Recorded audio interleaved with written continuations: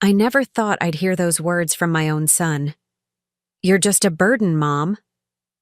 The Thanksgiving table fell silent, forks frozen midair, faces paralyzed in shock. My grandchildren's eyes widened, darting between their father and me. But Robert didn't flinch, didn't lower his voice, didn't show a hint of regret as he continued. "We're always having to check on you, drive you places, worry about your bills. When are you going to start thinking about how this affects us?" Before we jump back in, tell us where you're tuning in from. And if this story touches you, make sure you're subscribed, because tomorrow I've saved something extra special for you. 40 years I'd spent building a life, sacrificing everything for my children.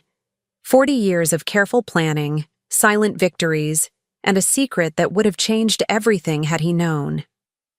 As tears threatened to fall, I simply placed my napkin beside my half-eaten turkey, thanked Vanessa for the lovely meal, and walked out into the cold November air.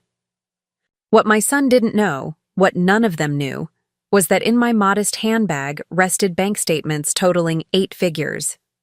The burden they resented so much was sitting on a fortune that could have changed their lives in an instant. But I didn't say a word. Sometimes silence speaks louder than money ever could. I never planned to keep secrets from my children. The fortune accumulated slowly, quietly, like snow gathering on a rooftop until its weight becomes impossible to ignore. My late husband Frank and I started with nothing, just 2 young people with ambition and the willingness to work harder than everyone else. We lived in a tiny apartment in downtown Portland when we first married. Frank worked at the shipyard, while I took night classes in finance, pregnant with Robert and sick most mornings. People thought we were crazy when I developed a more efficient inventory tracking system for Frank's company, a small innovation that led to a patent that quietly generated royalties for decades. We invested everything, lived beneath our means, and watched our savings grow. When Frank died 15 years ago from a sudden heart attack, Robert was already establishing himself in marketing. Jennifer had just married Paul and moved to Minnesota. I was alone with a financial portfolio that had far exceeded anything Frank and I had dreamed possible. "Mom, you should sell this old house," Robert said at the funeral reception, gesturing around our modest ranch-style home. "It's too much for you to manage alone." "I like this house," I replied simply. "Your father and I raised you here." What I didn't mention was that the mortgage had been paid off for 12 years, or that I owned 3 other properties outright, including a beautiful beachfront cottage in Cannon Beach that no one in the family knew about.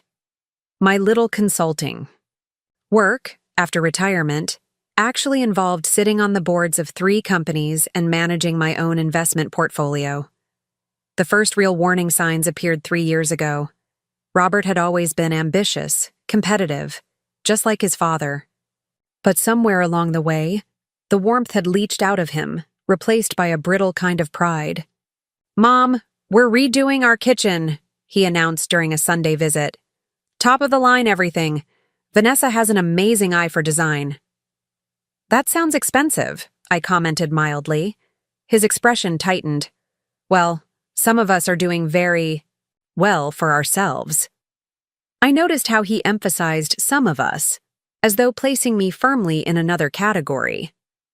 I could have mentioned that my investment in a tech startup had just tripled in value, or that my financial advisor had called that very morning to discuss diversifying some assets. Instead, I just smiled and asked to see the design plans. Later that day, I overheard Robert speaking to Vanessa in the kitchen. "Did you see her sweater? Same one she's had for years. I don't understand why she lives like this when we could help her." "Your mother is very independent," Vanessa replied, her voice lowered. "Maybe she's comfortable. Or maybe she's just being stubborn. She's getting older. She should be thinking about assisted living, not rattling around in this old house. We can't keep checking on her forever." I quietly stepped away, my heart heavy. The assumption in his voice was clear. His aging mother was becoming a liability, a responsibility he hadn't planned for. The visits grew less frequent after that. Robert would call instead, his questions perfunctory. How was I feeling? Was I taking my medications? Had I considered that retirement community he'd mentioned? Each conversation felt less like caring and more like checking a box. Meanwhile, my portfolio continued to grow. George Mitchell, my financial advisor and Frank's oldest friend, would shake his head during our quarterly meetings. Eleanor, you realize you could buy your son's house several times over? He asked once, reviewing my statements. What would be the point of that? I replied. George gave me a long look. You know, most of my clients can't wait to tell their kids about their inheritance. Take them on lavish trips, buy them cars. I set down my teacup. Frank and I agreed long ago. Money reveals character. It doesn't build it. Truthfully, I'd almost told them many times. When Jennifer struggled to make a down payment on her first home, or when Zach needed braces that Robert complained about paying for. But something always held me back. A small voice warning me that once that door was opened, our relationships would fundamentally change. Instead, I helped in quieter ways. Anonymous college funds established for both grandchildren. A lucky investment opportunity that came Jennifer's way through a work connection. Small things that wouldn't reveal the full picture. As Robert's financial pressures grew, the house in West Hills, the private schools, Vanessa's design, business that consumed money but produced little income, his patience with me seemed to wane. Each time he visited, his eyes would scan my living room with barely disguised disapproval. Mom, this furniture has to be 30 years old, he said, during one visit last summer. It's comfortable, I replied, and well made. Things used to be built to last. He sighed dramatically. We worry about you living like this. There's no shame in accepting help, you know. I looked around my cozy living room with its bookshelves, family photos, and the quilt Frank's mother had made for our wedding. What Robert saw as outdated, I recognized as valuable. What he interpreted as struggling, I knew as choice. I'm doing just fine, Robert, I said firmly. A flash of irritation crossed his face. Are you, though? Your refrigerator makes that weird noise. Your car is practically ancient, and you still haven't hired someone to clean the gutters like I suggested. I have a handyman who helps with things I can't manage. A handyman, he repeated, with the same tone he might use for witch doctor. Mom, this is exactly what I'm talking about. You're not thinking practically. What Robert didn't understand was that practicality had guided every decision of my adult life. The ancient car was paid for and meticulously maintained. The handyman was the brother of a dear friend who needed the work. My life was arranged exactly as I wanted it, comfortable, debt-free, and quietly abundant. As Thanksgiving approached this year, the tension had been building for months. Robert's calls had grown shorter, more perfunctory. When he suggested I join them for the holiday, his tone implied obligation rather than desire. Vanessa's parents. We'll be there, he added, as though offering compensation for my company. That sounds lovely, I said. Should I bring anything? Just yourself, he replied, then added, and maybe take a look at those brochures I left. The senior community has a special right now for new residents. I felt a flicker of anger but tamped it down. I'll see you Thursday, Robert. The morning of Thanksgiving, I dressed carefully in a simple navy dress, pearl earrings Frank had given me on our 20th anniversary, and sensible but polished shoes. I applied light makeup and arranged my silver hair the way Frank had always liked it. In my purse, alongside my wallet and keys, I placed the bank statements George had provided, not with any intention of revealing them, but as a private reminder to myself of the truth. I also tucked in a small envelope containing a check, my annual contribution to the children's college funds, disguised as a modest holiday gift. It wasn't much compared to what they would eventually receive, but it was part of the careful dance I'd been performing for years. As I drove to Robert's sprawling house in the West Hills, I rehearsed pleasant topics of conversation: Jennifer's new promotion, Zach's baseball tournament, the volunteer work I'd been doing at the community center. Nothing controversial, nothing that would provoke Robert's increasingly judgmental attitudes about how I chose to live. I couldn't have imagined then how completely those plans would unravel, or how a single comment over pumpkin pie would finally force me to confront the painful truth about my son and myself. When I arrived at Robert's house, the driveway was already filled with cars. Preparing and narrating this story took us a lot of time, so if you are enjoying it, subscribe to our channel.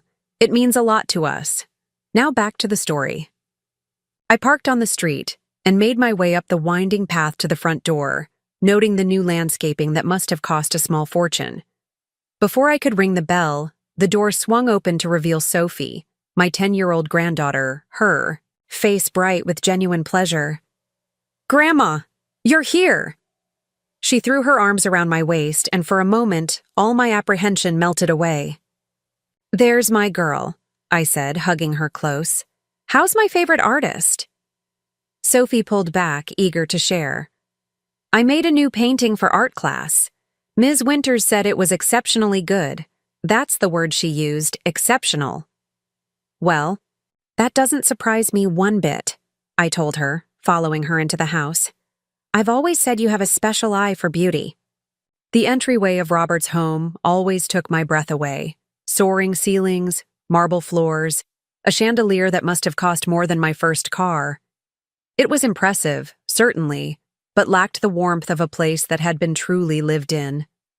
Vanessa appeared from the kitchen, wiping her hands on an apron that looked more decorative than functional. "Eleanor, you're right on time. The Carmichaels just arrived."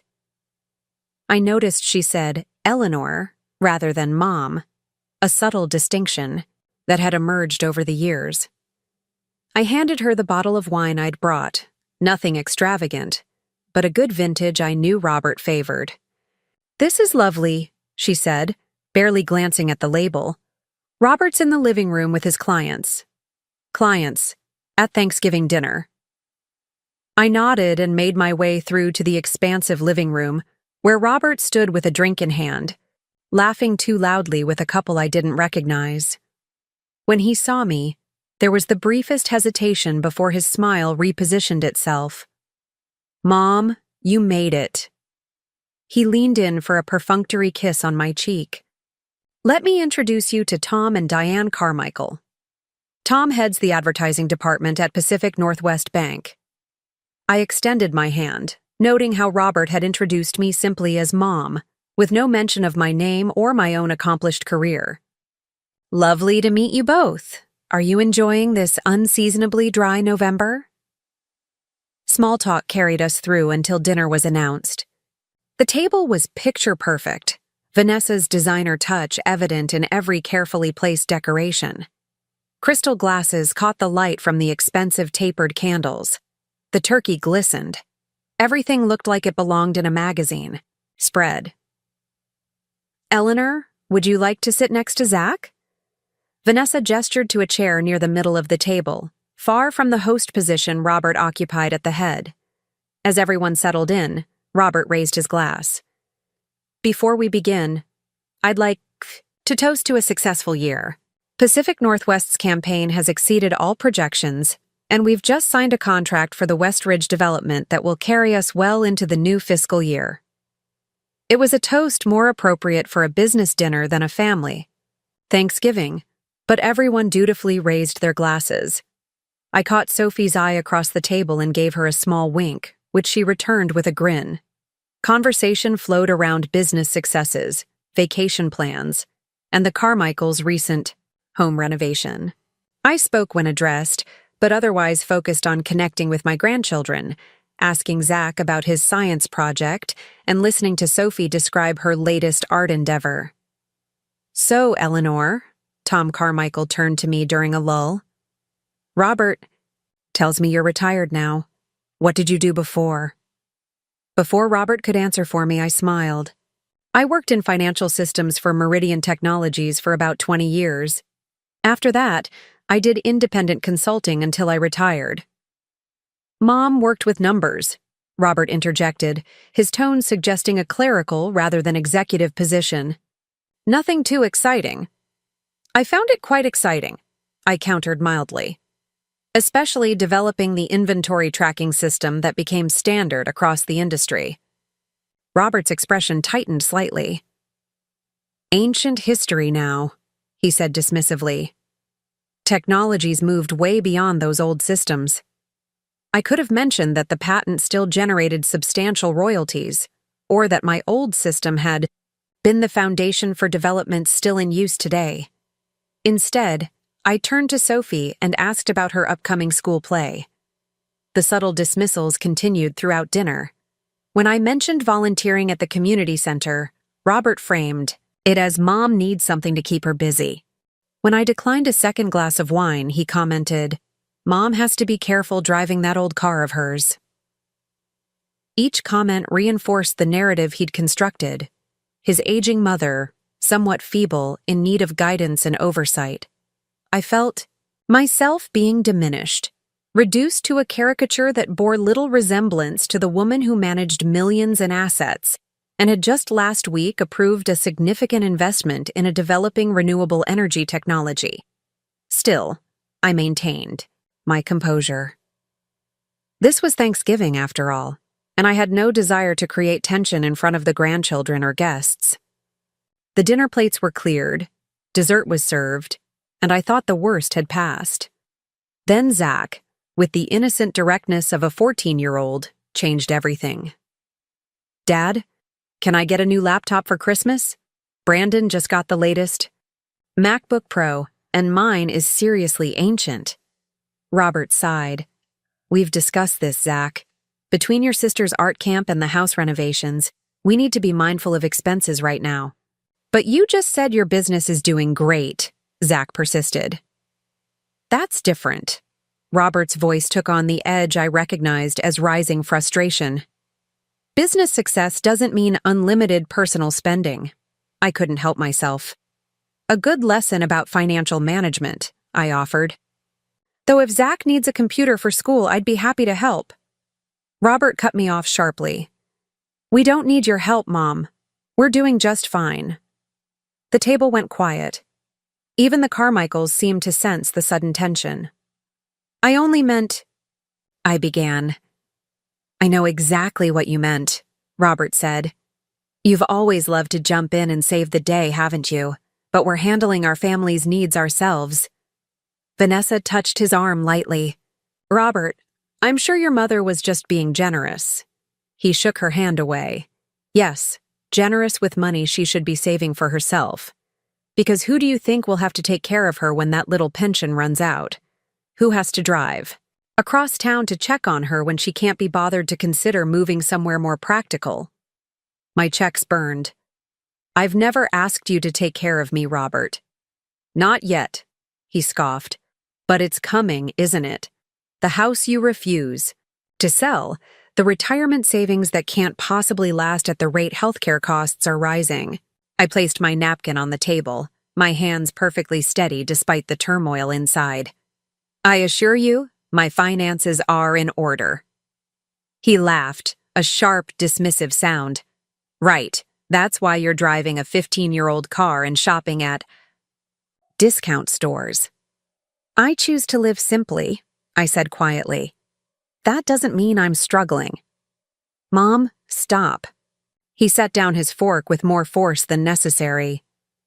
It's exhausting, this pride of yours. We all know retired teachers don't exactly retire rich. I hadn't taught in over 30 years, having moved into corporate finance before Robert was even in high school.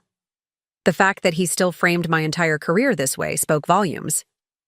I think we should change the subject, I suggested, acutely aware of Sophie's wide eyes and the Carmichaels' uncomfortable expressions. Fine, Robert said, his voice rising.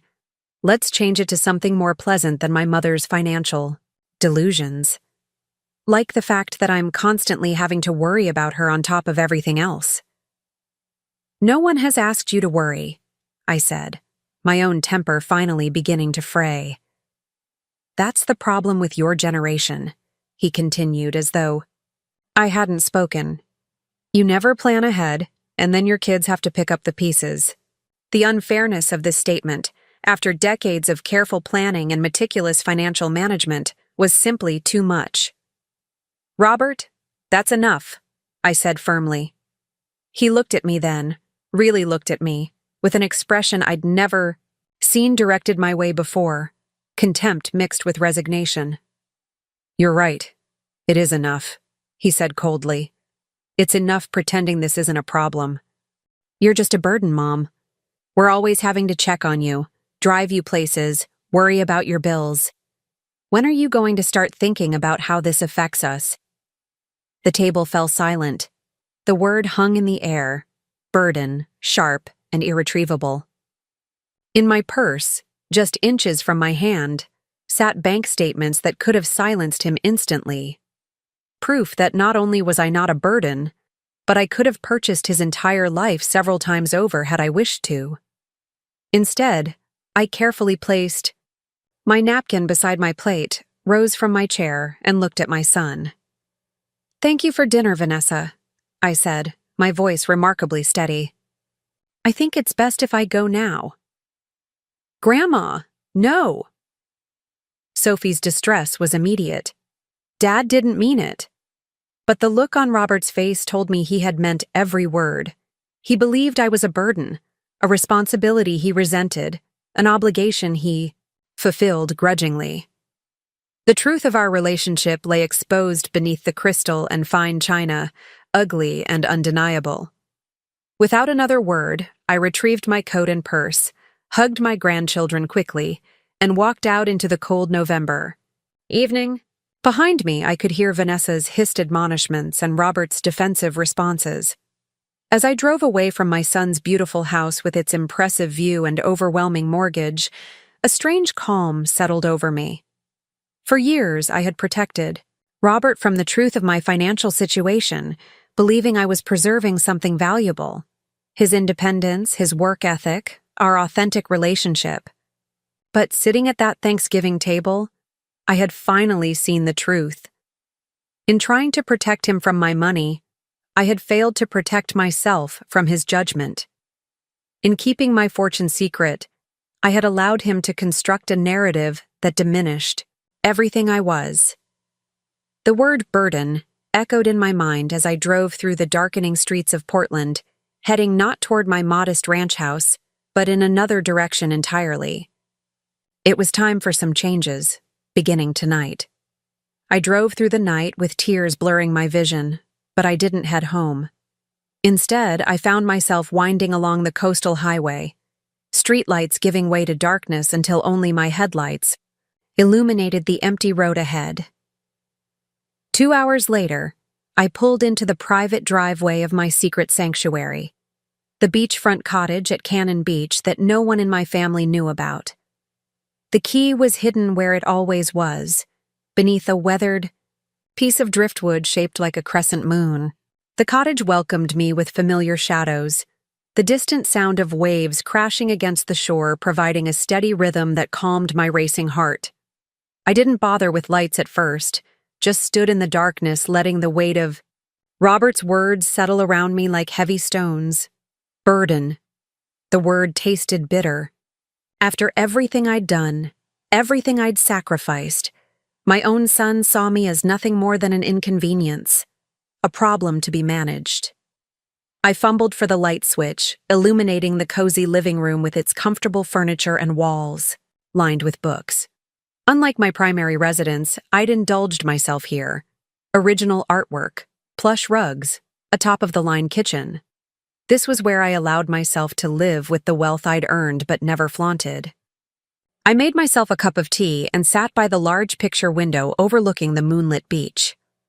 The ocean stretched endlessly before me, vast and indifferent to human concerns. It struck me then, with perfect clarity, that I'd been living an incomplete life, one divided between appearances and reality, between what I allowed others to see and what I kept hidden. My phone buzzed with a text from Vanessa.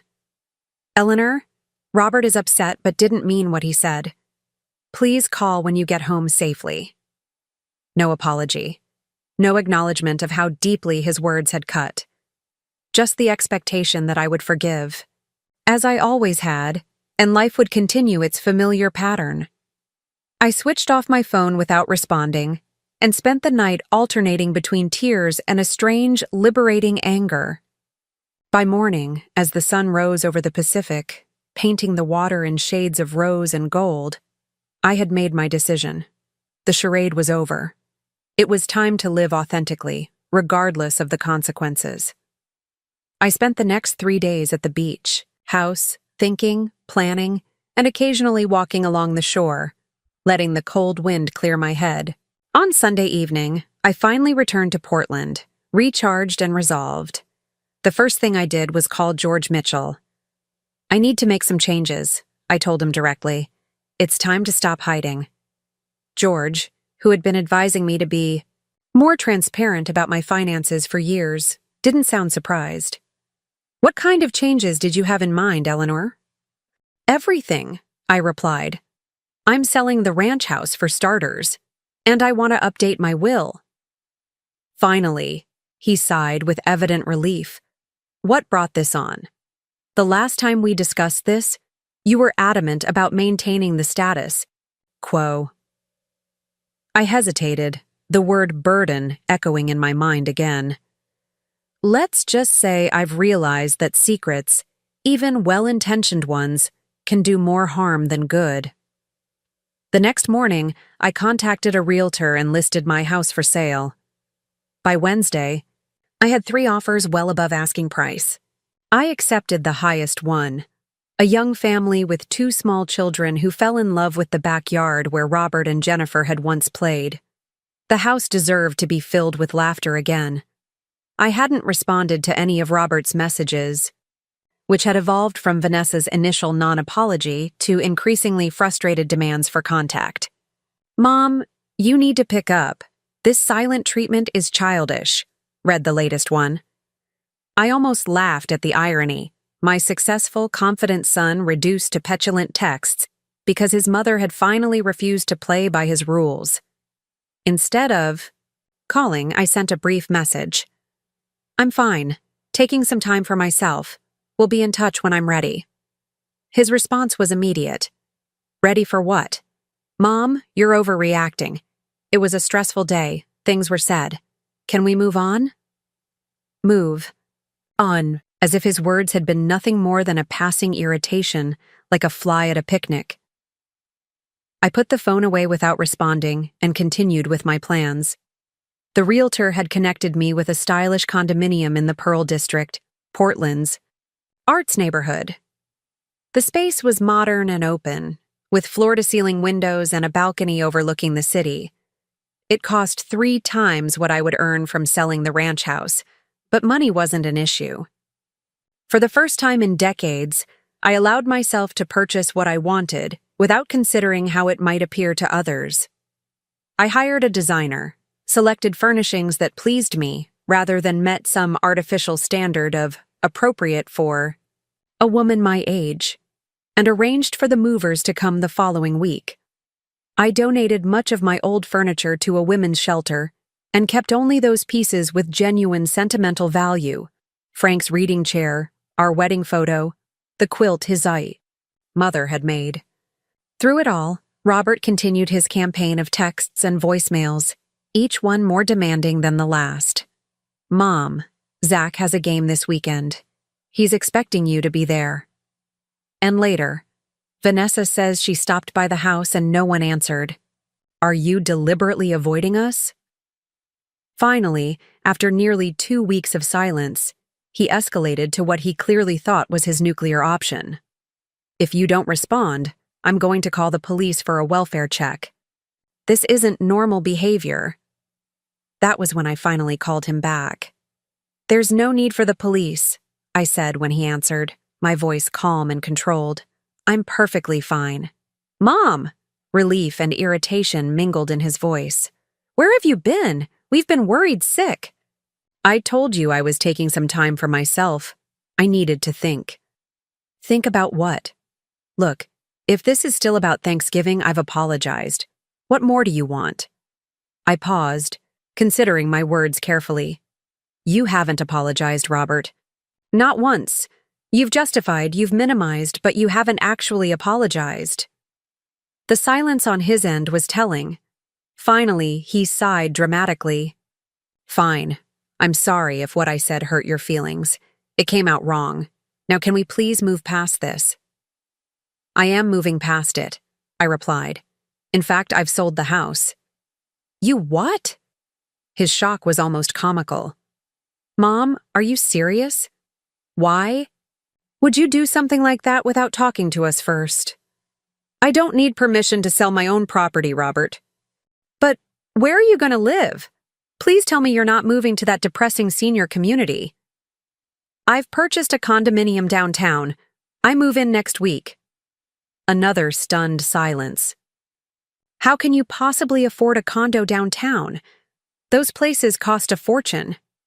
And there it was, the assumption that had underpinned our relationship for so long. The belief that I was financially vulnerable, teetering on the edge of dependence. I can afford it, I said simply. Money isn't an issue. What does that mean? His voice had taken on a sharp edge. Mom, have you been keeping secrets from us? We'll discuss everything soon, I promised. I'm hosting a family dinner next. Saturday at my new place.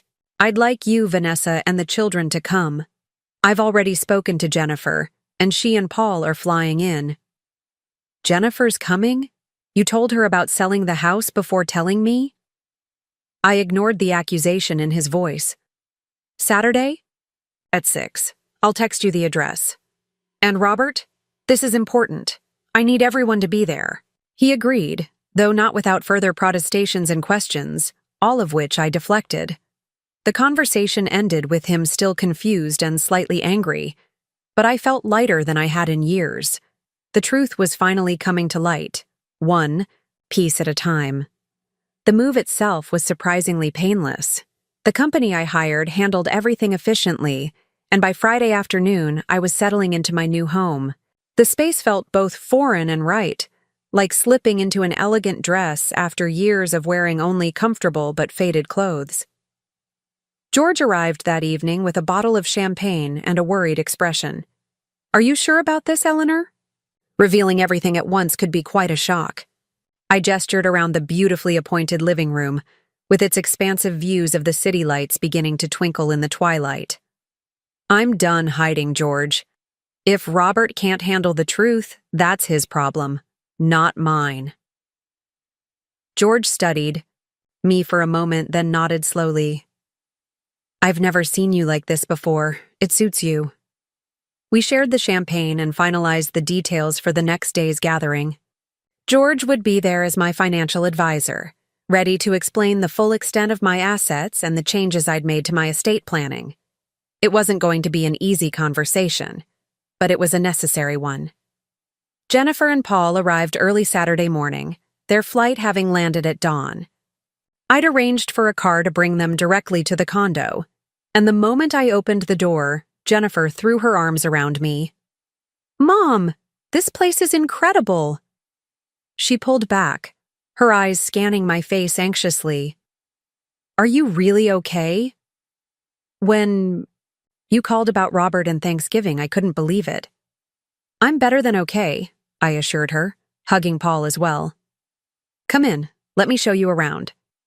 Jennifer had always been more perceptive than her brother, more attuned to the emotional undercurrents in our family. As we toured the condo, she asked thoughtful questions about my decision to move, commenting on how the space seemed to reflect me in a way the old house never had.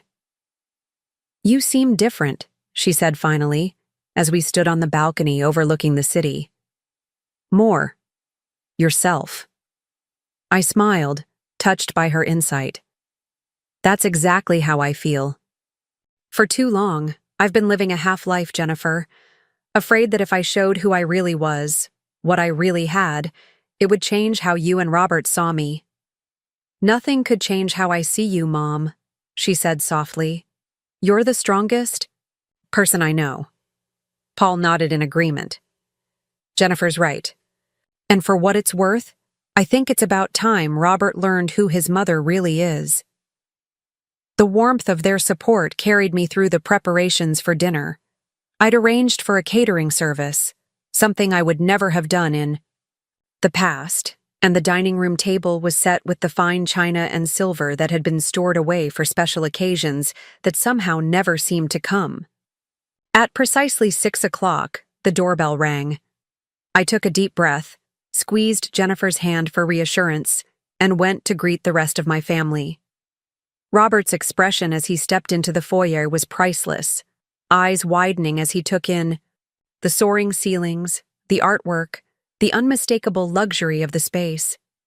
Vanessa made no attempt to hide her shock, her gaze darting from one expensive fixture to another with naked assessment.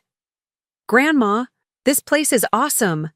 Zach exclaimed, breaking the tense silence. "You can see the whole city from here." Sophie was already moving toward the windows, her artist's eye drawn to the panoramic view. "It's like living in the sky." I welcomed them all, accepting brief, awkward hugs from Robert and Vanessa, before leading them into the living room, where Jennifer and Paul waited.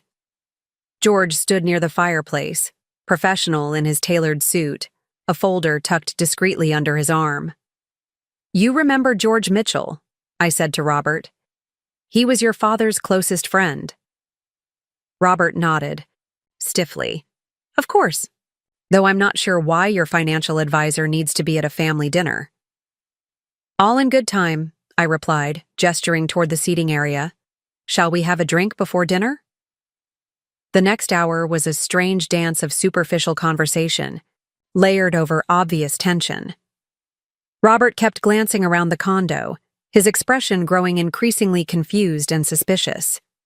Vanessa made several probing comments about the cost of various items, which I neither confirmed nor denied. The children, blissfully unaware of the undercurrents, chatted enthusiastically about school and friends. When we finally moved to the dining room for dinner, Robert could contain himself no longer. "All right, Mom, what's going on? First you disappear for 2 weeks, then you sell the house without telling anyone, and now you're living in a place that must cost more than my annual salary. Where is this money coming from?" I carefully placed my napkin in my lap, looking directly at my son. "That's why I asked everyone to come tonight, Robert. It's time for some honesty." "What does that mean?" His voice had taken on the sharp edge I recognized from Thanksgiving. "Have you been lying to us?" "Not lying," I corrected gently. "But not telling the whole truth either. George, would you mind?" George stepped forward, opening the folder he'd been holding. "I've been Eleanor's financial advisor for over 30 years, he began, his tone professional but kind. "In that time, I've helped her manage a substantial portfolio that currently has a net worth of approximately $22 million. The silence that followed was absolute.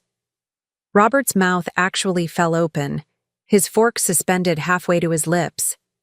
Vanessa went completely still, her eyes fixed on George as though she hadn't quite processed what he'd said. "22 million?" Robert finally choked out. That's impossible." "It's not only possible, it's accurate," George replied, placing several documents on the table. "Eleanor and Frank made some exceptionally wise investments early in their marriage. The royalties from the inventory tracking system patent alone generate several $100,000 annually. Add to that her corporate board positions, smart real, estate investments, and conservative but steady portfolio growth." "But you lived so simply," Vanessa interrupted, still struggling to comprehend. "Your clothes, your car." "By choice," I said quietly. "Frank and I agreed long ago that wealth shouldn't change how we lived or raised our children. We wanted you to develop your own work ethic, your own values, without the distortion that sudden wealth can bring." Robert's face had drained of color. "All this time, while I've been worrying about you, thinking you were struggling on a teacher's pension." "I haven't been a teacher since before you started high school, Robert," I pointed out. "I was an executive at Meridian Technologies for 20 years. I served on 3 corporate boards after that. My little consulting work was advising Fortune 500 companies on financial systems integration. "Why didn't you tell us?" Jennifer asked softly, not accusatory, but genuinely curious. I glanced at her, grateful for her calm presence. "At first, it was because your father and I wanted you both to grow up normally, not burdened by wealth or defined by it. Later." I turned my gaze back to Robert. "Later, I worried that knowing would change our relationships fundamentally. That you'd see me differently. Or worse, that you'd see yourselves differently. So instead, you let us believe a lie," Robert snapped, anger beginning to replace his shock. "You let me worry about your future, stress about how we'd handle your care if you became ill." "I never asked you to worry," I reminded him gently.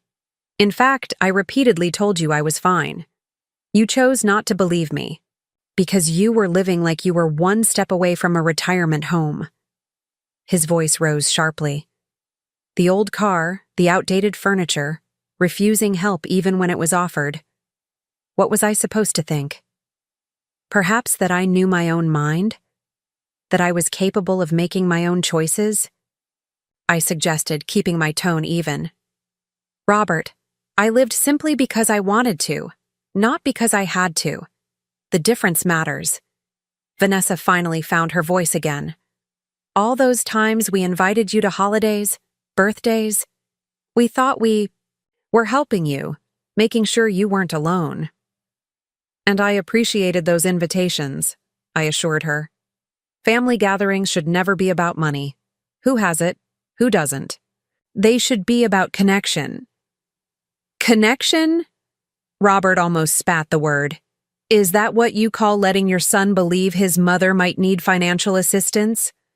Watching me stress about your future while you're secretly sitting on millions?" "Robert," Paul interjected, his tone warning. "Your mother doesn't owe you an explanation for how she manages her own money."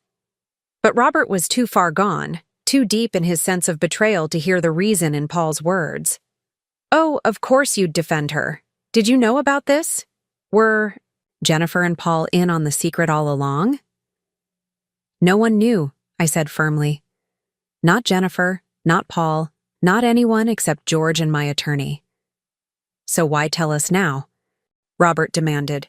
"Why the sudden change of heart?" I took a deep breath, steadying myself for what needed to be said. "Because at Thanksgiving, you made something very clear to me, Robert. You showed me that the relationship I thought we had, one based on love and respect, wasn't real. It was based on a fundamental misunderstanding." "What are you talking about?" "You called me a burden," I said simply. "You resented the time and attention you felt obligated to give me. You saw me as a problem to be managed, not as a person, to be valued." Robert had the grace to flush with embarrassment. I was upset. It was a stressful day. "Perhaps. But what troubles me isn't that you said it.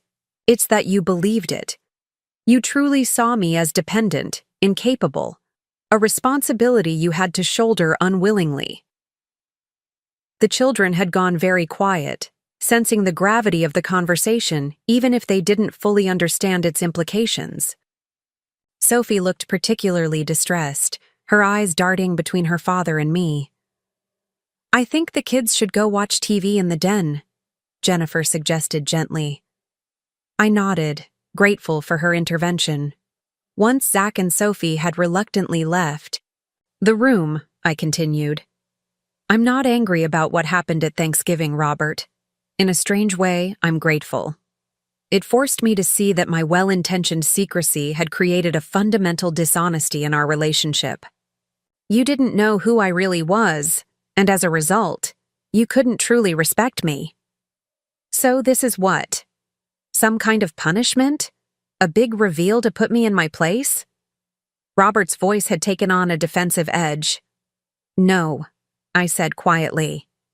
"It's an invitation to start over, to build a relationship based on truth, not assumptions."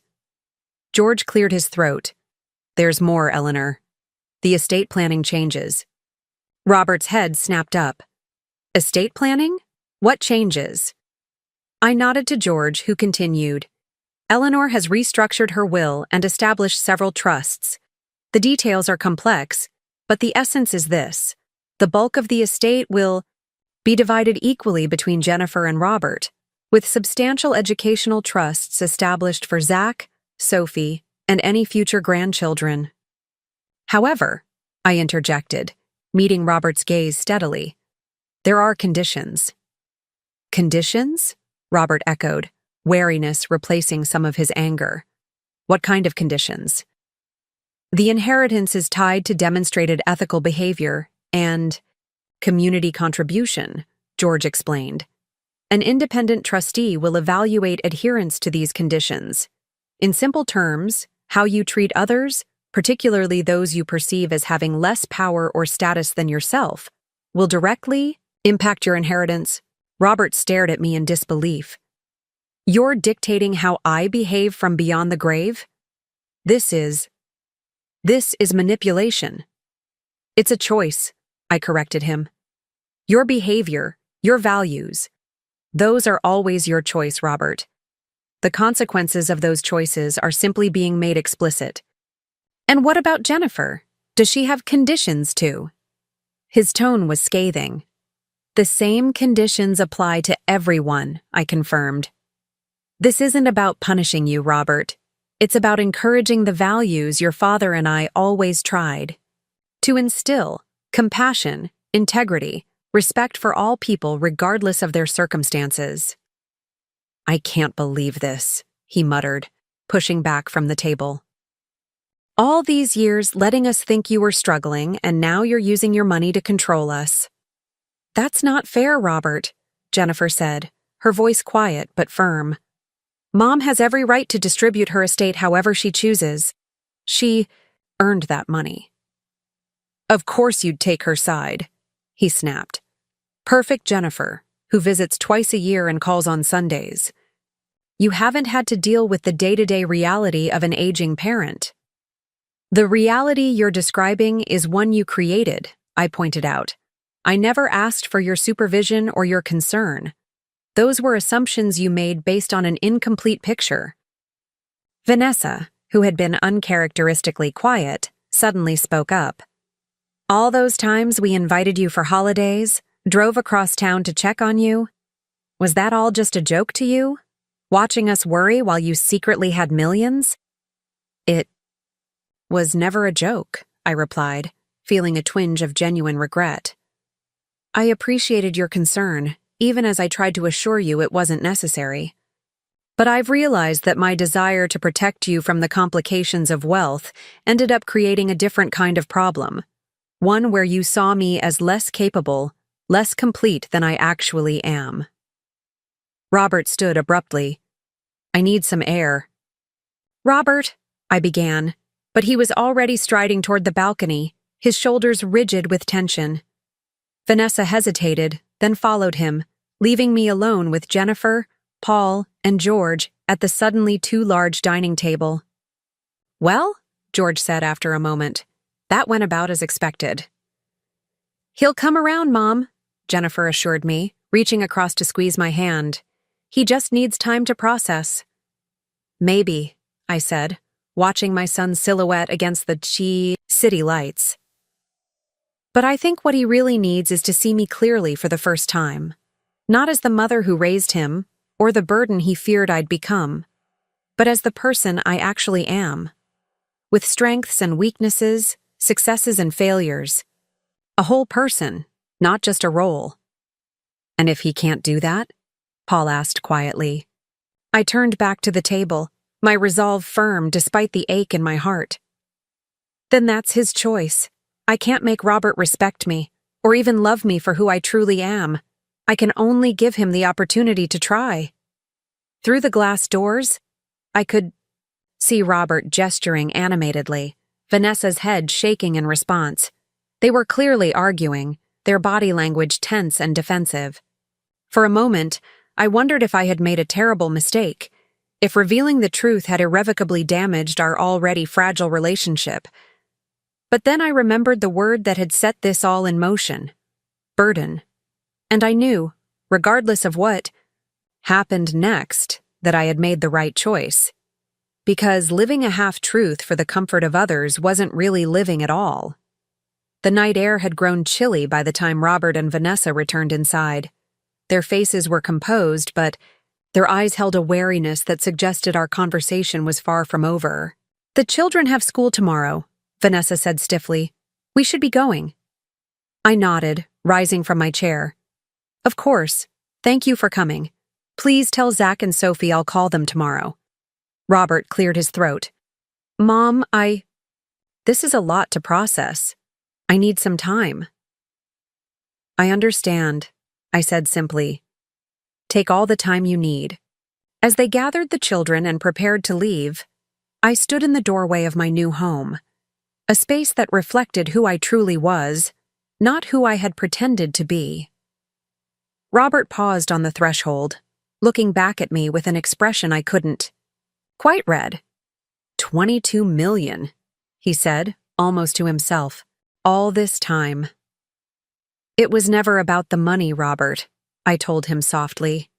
"It was about being seen for who I am, not what I have, or what you thought I lacked." He shook his head slightly, as though trying to reconcile the mother he had, known with the woman standing before him now. "I don't know who you are anymore." "That's the thing, Robert," I replied, a sad smile touching my lips. "You never really did, but now you have the chance to find out, if you want to." He didn't answer, just turned and walked toward the elevator where Vanessa and the children waited. I watched until the doors closed, then slowly shut my own door, and leaned against it, emotionally exhausted but strangely liberated. Jennifer approached, wrapping an arm around my shoulders. "You okay?" "I will be," I assured her, straightening my spine. This was long overdue. "What happens now?" she asked. I looked around the beautiful space that represented my new beginning, my authentic life. "Now we wait. Robert has a choice to make. He can either accept me as I am, with all my complexities, or he can cling to the simplified version of me he's created in his mind." "And if he chooses wrong?" Paul asked, joining us. I smiled, feeling stronger than I had in years. "Then I'll be disappointed, but not defeated. I've spent too many years living according to others' expectations. I won't do it anymore, not even for my son." As Jennifer and Paul prepared the guest room for their stay, I walked out onto the balcony where Robert and Vanessa had argued earlier. The city sprawled before me, lights twinkling against the night sky like earthbound stars. Somewhere out there, my son was driving home, his understanding of his mother, and perhaps himself, fundamentally altered. I had no way of knowing what tomorrow would bring, whether Robert would retreat further into resentment or find his way toward acceptance. But for the first time in decades, I felt fully present in my own life, no longer hidden behind a carefully constructed facade. The word burden had wounded me deeply, but it had also set me free. And that, I realized as I gazed out at the horizon, was a gift I never expected to receive. 2 weeks passed with no word from Robert. The silence was deafening but not entirely unexpected. I knew my son well enough to recognize that his pride had been wounded, his worldview shaken. He needed time to reconcile the mother he thought he knew with the reality now confronting him. Jennifer and Paul stayed for 3 days after the revelation, dinner, offering support and perspective before flying back to Minnesota. In their absence, I settled into my new life with surprising ease. The Pearl District condo quickly began to feel like home. I established a morning routine, coffee on the balcony watching the city come alive, a brisk walk through the neighborhood, then either volunteer work at the community center or meetings with various investment partners. For the first time in 2 decades, I wasn't tempering my actions or moderating my lifestyle to maintain an illusion. The freedom was intoxicating. I spoke with Zach and Sophie regularly, careful not to put them in the middle of the tension between their father and me. They were fascinated by my new home, especially the building's rooftop garden where I'd started growing herbs and flowers in colorful ceramic pots. "Dad's been weird," Zach confided during one of our phone conversations. "He keeps looking at old photo albums and not talking much." "Your father has a lot to think about," I replied neutrally. "Change isn't easy for anyone." "He told Mom he doesn't know who you are anymore," Sophie added, her young voice troubled. "But you're still just Grandma, right?" The innocence of her question made my heart ache. "I'm still me, sweetheart." Sometimes adults have complicated feelings when they discover new things about people they thought they knew everything about. Like when I found out Zach was afraid of butterflies. "Even though he pretends to be so brave?" she asked, giggling. "Hey, I'm not afraid of them. I just don't like how they flutter unpredictably," Zach protested in the background. I smiled, grateful for their resilience. "Something like that. Your dad will sort through his feelings eventually." After hanging up, I sat with my thoughts, wondering what Robert was doing with the information that had so thoroughly disrupted his perception of me. Was he angry? Confused? Perhaps even examining his own behavior? I hoped it was the latter, but experience had taught me not to expect sudden enlightenment. The following Tuesday, I received an unexpected visitor. I was reviewing some investment proposals when the concierge called to announce that Vanessa was in the lobby, asking to see me. "Send her up," I said, surprised but curious. When I opened the door, Vanessa stood there looking uncharacteristically uncertain. Gone was the polished, slightly superior daughter-in-law I was accustomed to. Instead, she seemed smaller somehow, less assured. "Eleanor," she began, then hesitated. "Thank you for seeing me. I wasn't sure you would." "Of course," I stepped aside, gesturing her in. "Would you like some tea?" She nodded, glancing around the condo with new eyes, not assessing its value as she had before, but seemingly trying to discover something about me in its furnishings and art. I busied myself, in the kitchen, giving her space to gather her thoughts. When I returned with the tea tray, she was standing by the bookshelf, examining a framed photograph of Frank and me from our early days. "You look so happy," she commented, accepting the cup I offered. "We were," I confirmed. "Not because we had money, we didn't at that point, but because we had purpose and each other." Vanessa sat on the edge of the sofa, cradling her teacup. "Robert hasn't been sleeping," she said abruptly. "He paces at night, goes through old family papers, questions everything." "I'm sorry to hear that," I said sincerely. "That wasn't my intention." "What was your intention, Eleanor?" Her question wasn't accusatory but genuinely inquisitive. "Why reveal everything now after all these years?" I considered her question carefully before answering. Because living a half-truth was damaging all of us in ways I hadn't fully recognized until Thanksgiving. Robert seeing me as dependent and somewhat pathetic. Me allowing that perception to continue to maintain peace. The children observing this. Distorted relationship between us. None of it was healthy. Vanessa looked down at her cup, her voice quiet. "He's embarrassed. Not just about what he said at Thanksgiving, but about everything, how he's treated you, the assumptions he made." "As he should be," I replied, not unkindly. "But embarrassment can be instructive if we let it be." "He's also angry," she continued. "He feels like his whole childhood was a lie." I shook my head firmly. Nothing about his childhood was a lie. Frank and I loved him and Jennifer deeply. We provided a stable, comfortable home. We encouraged their interests, supported their dreams. The only thing we didn't do was flaunt our wealth or hand them everything without effort. "But you let them believe you were struggling after Frank died," Vanessa countered. "I never said I was struggling," I corrected. "That was Robert's assumption, one I tried to dispel numerous times. He simply couldn't reconcile my lifestyle choices with his understanding of wealth. She was quiet for a moment, absorbing this. Why did you live so simply? If you could afford more?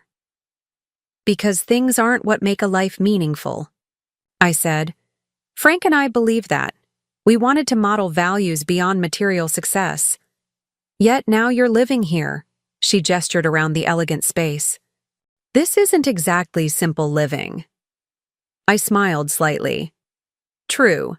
I've decided to stop hiding parts of myself, including my appreciation for beauty and comfort. The difference is that I'm making these choices consciously, not to impress others or fulfill some external expectation. Vanessa set her cup down, straightening her shoulders. Robert doesn't know I'm here. He wouldn't approve. Why did you come, Vanessa? She met my gaze directly for perhaps the first time in our relationship. Because I need to understand what happens now, for the children's sake, if nothing else. That depends largely on Robert, I replied honestly. I've made my position clear. I want a relationship with my son and his family, but not one based on false premises or lack of respect. And the money? She asked, a hint of her old directness returning. The inheritance conditions. Those stand, I said firmly. Not as punishment, but as reflection of my values. How we treat others matters, especially those we perceive as vulnerable or less fortunate. Vanessa nodded slowly, absorbing this. He thinks you don't trust him. This isn't about trust. It's about legacy. What values do I want my estate to reinforce? Certainly not the attitudes I witnessed at Thanksgiving. She flinched slightly at the reference but didn't argue. The children miss you, she said instead. Especially Sophie. She keeps asking when she can see your new sky house. They're welcome any time, I assured her, with or without Robert. They shouldn't suffer because of adult disagreements. Vanessa gathered her purse, preparing to leave. At the door, she paused. He's a good man, Eleanor. Stubborn and sometimes blind to his own flaws, but good at his core. He thought he was doing what a son should do. I know, said softly. That's why this hurts. Because his intentions weren't malicious, just misguided. But good intentions don't excuse harmful behavior. After she left, I sat on the balcony watching clouds drift across the Portland skyline, wondering if her visit signaled the beginning of reconciliation or was simply a fact-finding mission. Either way, it was the first crack in the wall of silence Robert had erected, and that gave me hope. Hope, however, proved premature. Another week passed without contact from Robert, though Sophie called twice, excited about an upcoming art show at her school. I want you to come, Grandma. I did a painting of your beach house. I froze. My beach house? The one with the big windows facing the ocean, she continued innocently. Dad found pictures on your computer when he was looking for something. He was really mad about it. My pulse quickened. Sophie, when did your father use my computer? When we went to your old house to get some papers before the new family moved in. You said it was okay, remember? I did remember. I'd given Robert permission to retrieve some family documents from my old desk. I hadn't thought to remove the photos of Cannon Beach that I'd downloaded from my digital camera. Is that a secret place? Sophie asked, concerned by my silence. No, sweetheart, not anymore, I replied, my mind racing. It's just a special place I like to visit to think. After we hung up, I immediately called George. Robert knows about the beach house, I told him without preamble. George sighed heavily. I was afraid something like this might happen. How much do you think he found? I'm not sure, just photos possibly. But it's another piece of evidence. That I wasn't what he thought I was. Do you want me to contact him? George offered. Try to explain? No, I decided. The ball is in his court now. Let's see what he does with this new information. I didn't have to wait long. The next morning, my doorbell rang at 7:30 a.m. When I checked the security monitor, Robert was standing in the hallway, his posture rigid with tension. I took a deep breath and opened the door. "Good morning, Robert."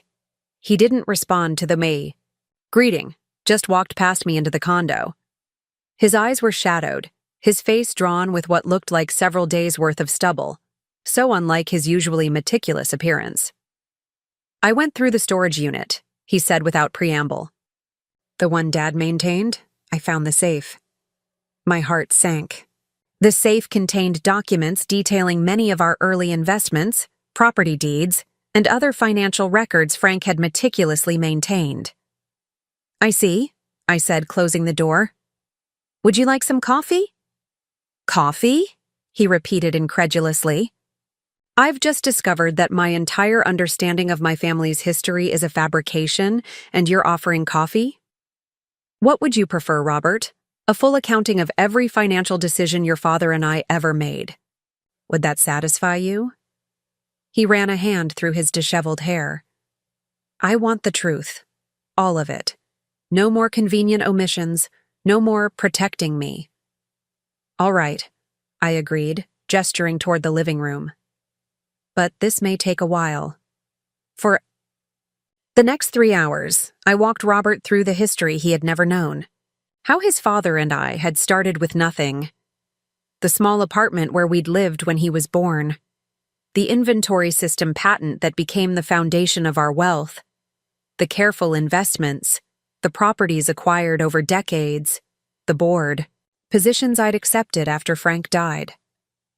Robert listened in tense silence, occasionally asking a sharp question, but mostly absorbing the narrative with an unreadable expression. "All those years after Dad died," he said finally, "when I thought you were barely getting by on his pension and your savings, you were actually, what, a millionaire many times over?" "Yes," I confirmed simply. "And the times I offered to help with bills, repairs on the house, a new car, you were just what? Laughing at me behind my back?" "I was never laughing, Robert. I was touched by your concern, even as I tried to tell you it wasn't necessary." He stood abruptly, pacing the room. "The beach house. How long have you had that?" 15 years.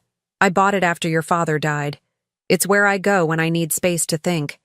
All those holidays when we thought you were alone, feeling sorry for you, and you were actually at your secret beach getaway?"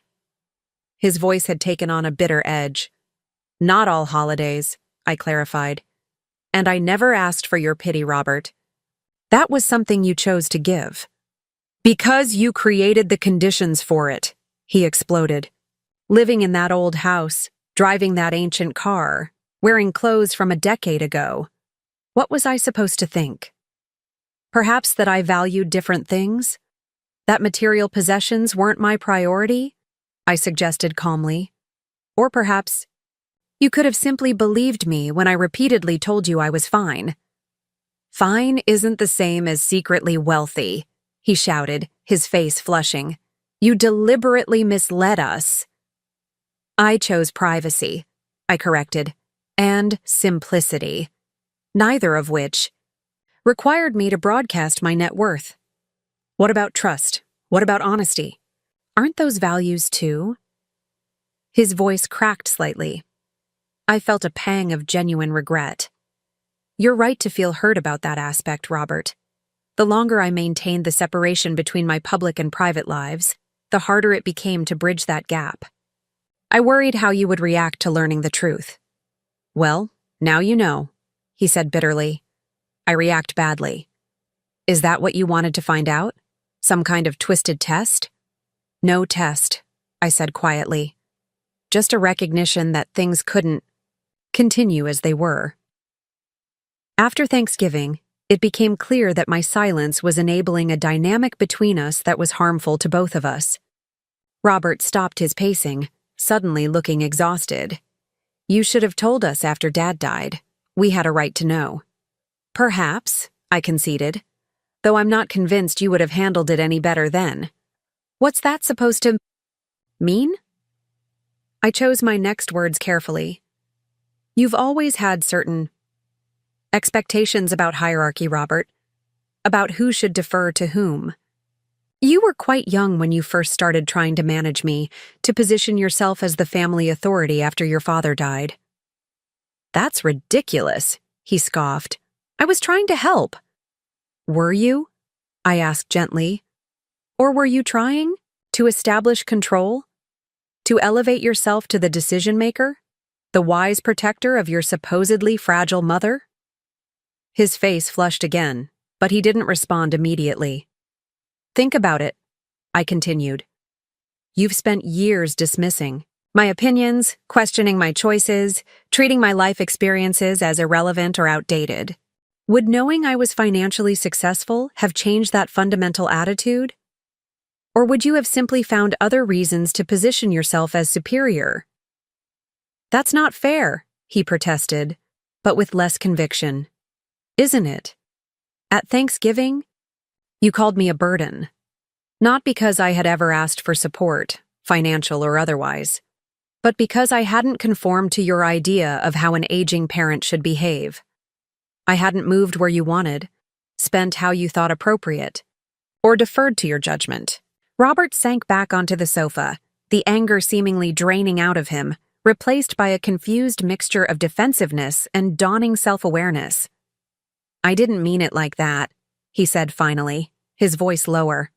When I said burden, I meant. I was worried about you. All the time. That's stressful. Worry you imposed on yourself, I pointed out, against all evidence and my own assurances. He was quiet for a long moment, staring at his hands. Did Dad know you were going to keep this from us? We decided together, I told him honestly. We wanted you and Jennifer to develop your own work ethic, your own relationship with money. We saw too many of our friends' children destroyed by inherited wealth, entitled, purposeless, unable to find satisfaction in their own achievements. So you lied to us for our own good? His tone was sarcastic, but less heated than before. We created boundaries, I corrected. As all parents must do, we shared our values, responsibility, compassion, the importance of contribution, without using money as the teaching tool. Robert looked up, his expression troubled. But now you are using money as a tool. These conditions on our inheritance, that's manipulation, pure and simple. I prefer to think of it as alignment, I replied. My estate should reflect my values. You're free to live according to different principles, Robert, but you shouldn't expect to benefit from values you reject. He shook his head in frustration. You're twisting everything, making me sound like some kind of monster because I expected basic honesty from my mother. No, I said firmly. I'm holding up a mirror, Robert. What you see reflected there is your choice. Another silence fell between us, heavy with unresolved tension and years of misunderstanding. Finally, Robert stood again, moving toward the windows that overlooked the city. I don't know how to move forward from this, he admitted, his back to me. I feel like everything I thought I knew about our family was built on sand. Not everything, I said softly. The love was real, Robert. The values we tried to instill. Those were genuine. The only thing that wasn't what it seemed was our financial situation. But that colored everything else, he insisted, turning back to face me. Every interaction, every decision, every time I tried to help or advise you, it was all based on a false premise. Perhaps, I acknowledged. But consider this. If your respect and concern for me were genuine, why should they diminish with the knowledge that I'm financially secure? Shouldn't you be relieved that I'm not vulnerable, not dependent? He didn't have an immediate answer for that, which told me more than any words could have. The truth, I continued gently, is that part of you enjoyed believing I needed your guidance and protection. It gave you a sense of superiority, of control. And now that advantage has been removed, you don't quite know how to relate to me as an equal, as a whole person with wisdom and capability that might even exceed your own in some areas. That's not, he began, then stopped. I'm not that petty. It's not about pettiness, Robert. It's about the invisible hierarchies we create in our relationships. The unspoken assumptions about who leads and who follows, who advises and who receives advice. He moved back to the sofa, sitting heavily. So, what now? What do you want from me? I want a relationship based on mutual respect, I said simply. One where you see me clearly, not as the mother who raised you or the burden you feared I'd become, but as the person I actually am. And I want to see you clearly too, not just your defensive pride or your need for control, but your genuine good qualities, your dedication to your children, your professional capabilities, your potential for growth. Robert was silent for a long time, his internal struggle visible in the tension around his eyes, the set of his jaw. Finally, he sighed deeply. I need time, he said, to process all of this. I understand, I replied. Take all the time you need. As he stood to leave, he paused at the door. Sophie's art show is next Thursday evening at her school. She really wants you there. I wouldn't miss it, I promised. After he left, I sat alone in the quiet of my condo, emotionally drained but cautiously optimistic. The conversation hadn't provided the neat resolution one might hope for, but it had been honest. Perhaps the most honest exchange Robert and I had ever had. It was a beginning, however rocky. The art show proved to be a turning point of sorts. I arrived early, wanting to see Sophie's work before the crowds gathered. Her painting of the beach house was surprisingly accurate for a 10-year-old, capturing the essential lines of the cottage and the sweep of the coastline beyond. Grandma, you came! Sophie rushed toward me, her face alight with pleasure. I told you I would, I reminded her, bending to accept her enthusiastic hug. Your painting is wonderful, sweetheart. You have a real talent. Do you like how I did the waves? I used a special technique Ms. Winters showed me. As Sophie explained her artistic process, I became aware of Robert and Vanessa approaching. Robert's expression was guarded but not hostile. Eleanor, Vanessa greeted me with a polite nod. We're glad you could make it. I wouldn't have missed it, I replied, smiling at Sophie. Our family has an artist to support. Robert cleared his throat. Mom, would you like to see Zach's science project while we're here? It's displayed in the STEM lab down the hall. The inclusion, so small yet significant, felt like a tentative olive branch. I'd love to, I said simply. As we walked through the crowded hallways, parents and teachers chatting animatedly around us, Robert kept pace beside me, not rushing ahead as he might have done before. I've been thinking about what you said, he admitted quietly. About why I found it so difficult to accept you didn't need my help or advice. And I prompted gently when he didn't continue. And maybe there's some truth to it, he conceded. It's uncomfortable to consider, but I'm trying. It wasn't a full acknowledgement, but it was an important step. That's all anyone can ask, I told him. Later, as we stood admiring Zach's impressive display on renewable energy, Robert surprised me again. Would you consider having dinner with us next week? He asked, his voice carefully neutral. At our house, just family. I recognized the invitation for what it was, not a complete reconciliation, but a willingness to try, to begin rebuilding on more honest foundations. I'd like that very much, I replied, careful not to overreact to this fragile new beginning. As I prepared to leave, Sophie hugged me tightly once more. Dad says maybe we can visit your beach house someday. Is that really okay? I looked at Robert over her head, his expression a complex mixture of lingering resentment and genuine effort. Yes, I told her, maintaining eye contact with my son. I think that would be wonderful. When everyone is ready.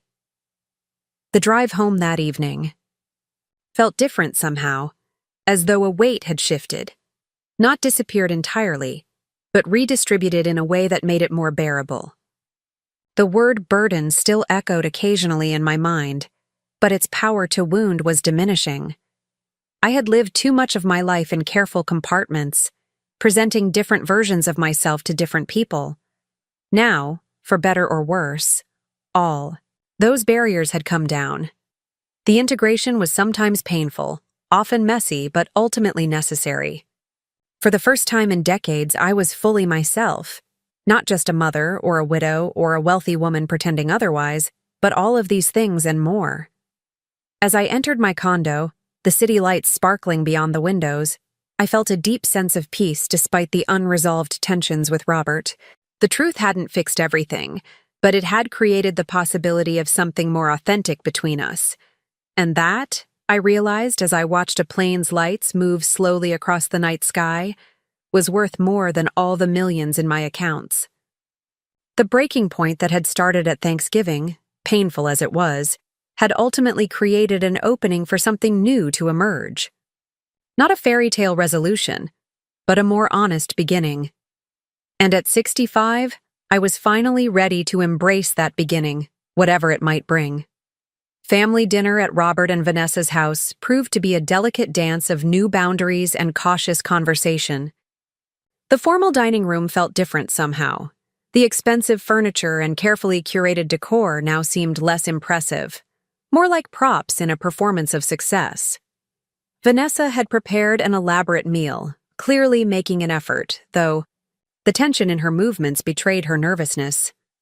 "This salmon is delicious," I commented, searching for neutral ground. "Is that dill in the sauce?" "Yes, it's a new recipe," Vanessa replied, visibly relieved to discuss something uncomplicated. "I found it in that cooking magazine you gave me for Christmas." Robert remained mostly quiet, watching our interaction with an intensity that suggested he was analyzing every word, every gesture. The children, blessedly oblivious to the undercurrents, carried most of the conversation. Zach describing his science club's upcoming competition, Sophie recounting her art teacher's praise for her. "Beach house painting. Ms. Winters said my use of perspective shows natural talent," she announced proudly. "That doesn't surprise me at all," I told her warmly. "You've always had a good eye for detail." "Like Grandma," Zach added unexpectedly. "Dad says that's where Sophie gets it from." Robert looked up, momentarily startled by being quoted. "I did say that," he acknowledged, meeting my gaze briefly. "You always notice things others miss." The small acknowledgement felt significant, a recognition of a quality he valued in me, something beyond the narrow role he'd previously assigned me. After dinner, while Vanessa and the children cleared the table, Robert invited me onto the back patio. The evening was cool but pleasant, the garden meticulously maintained, another showcase of their apparent prosperity. "You're different," he said abruptly, studying me in the soft outdoor lighting. "How so?" I asked, genuinely curious about what he perceived. He gestured vaguely. "More present, confident. It's like you've been holding yourself back all these years, and now you're not."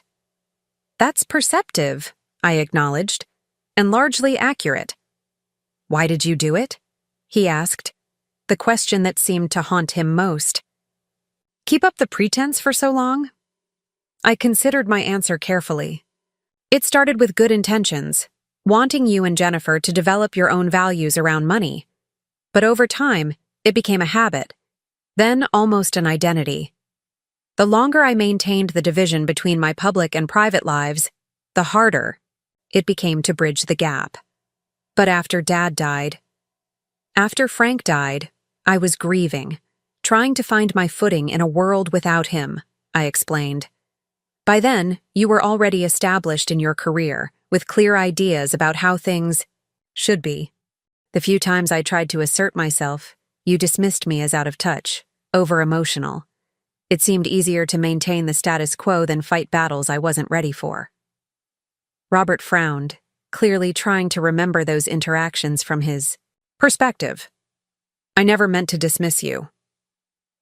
Intent and impact aren't always aligned, I observed gently.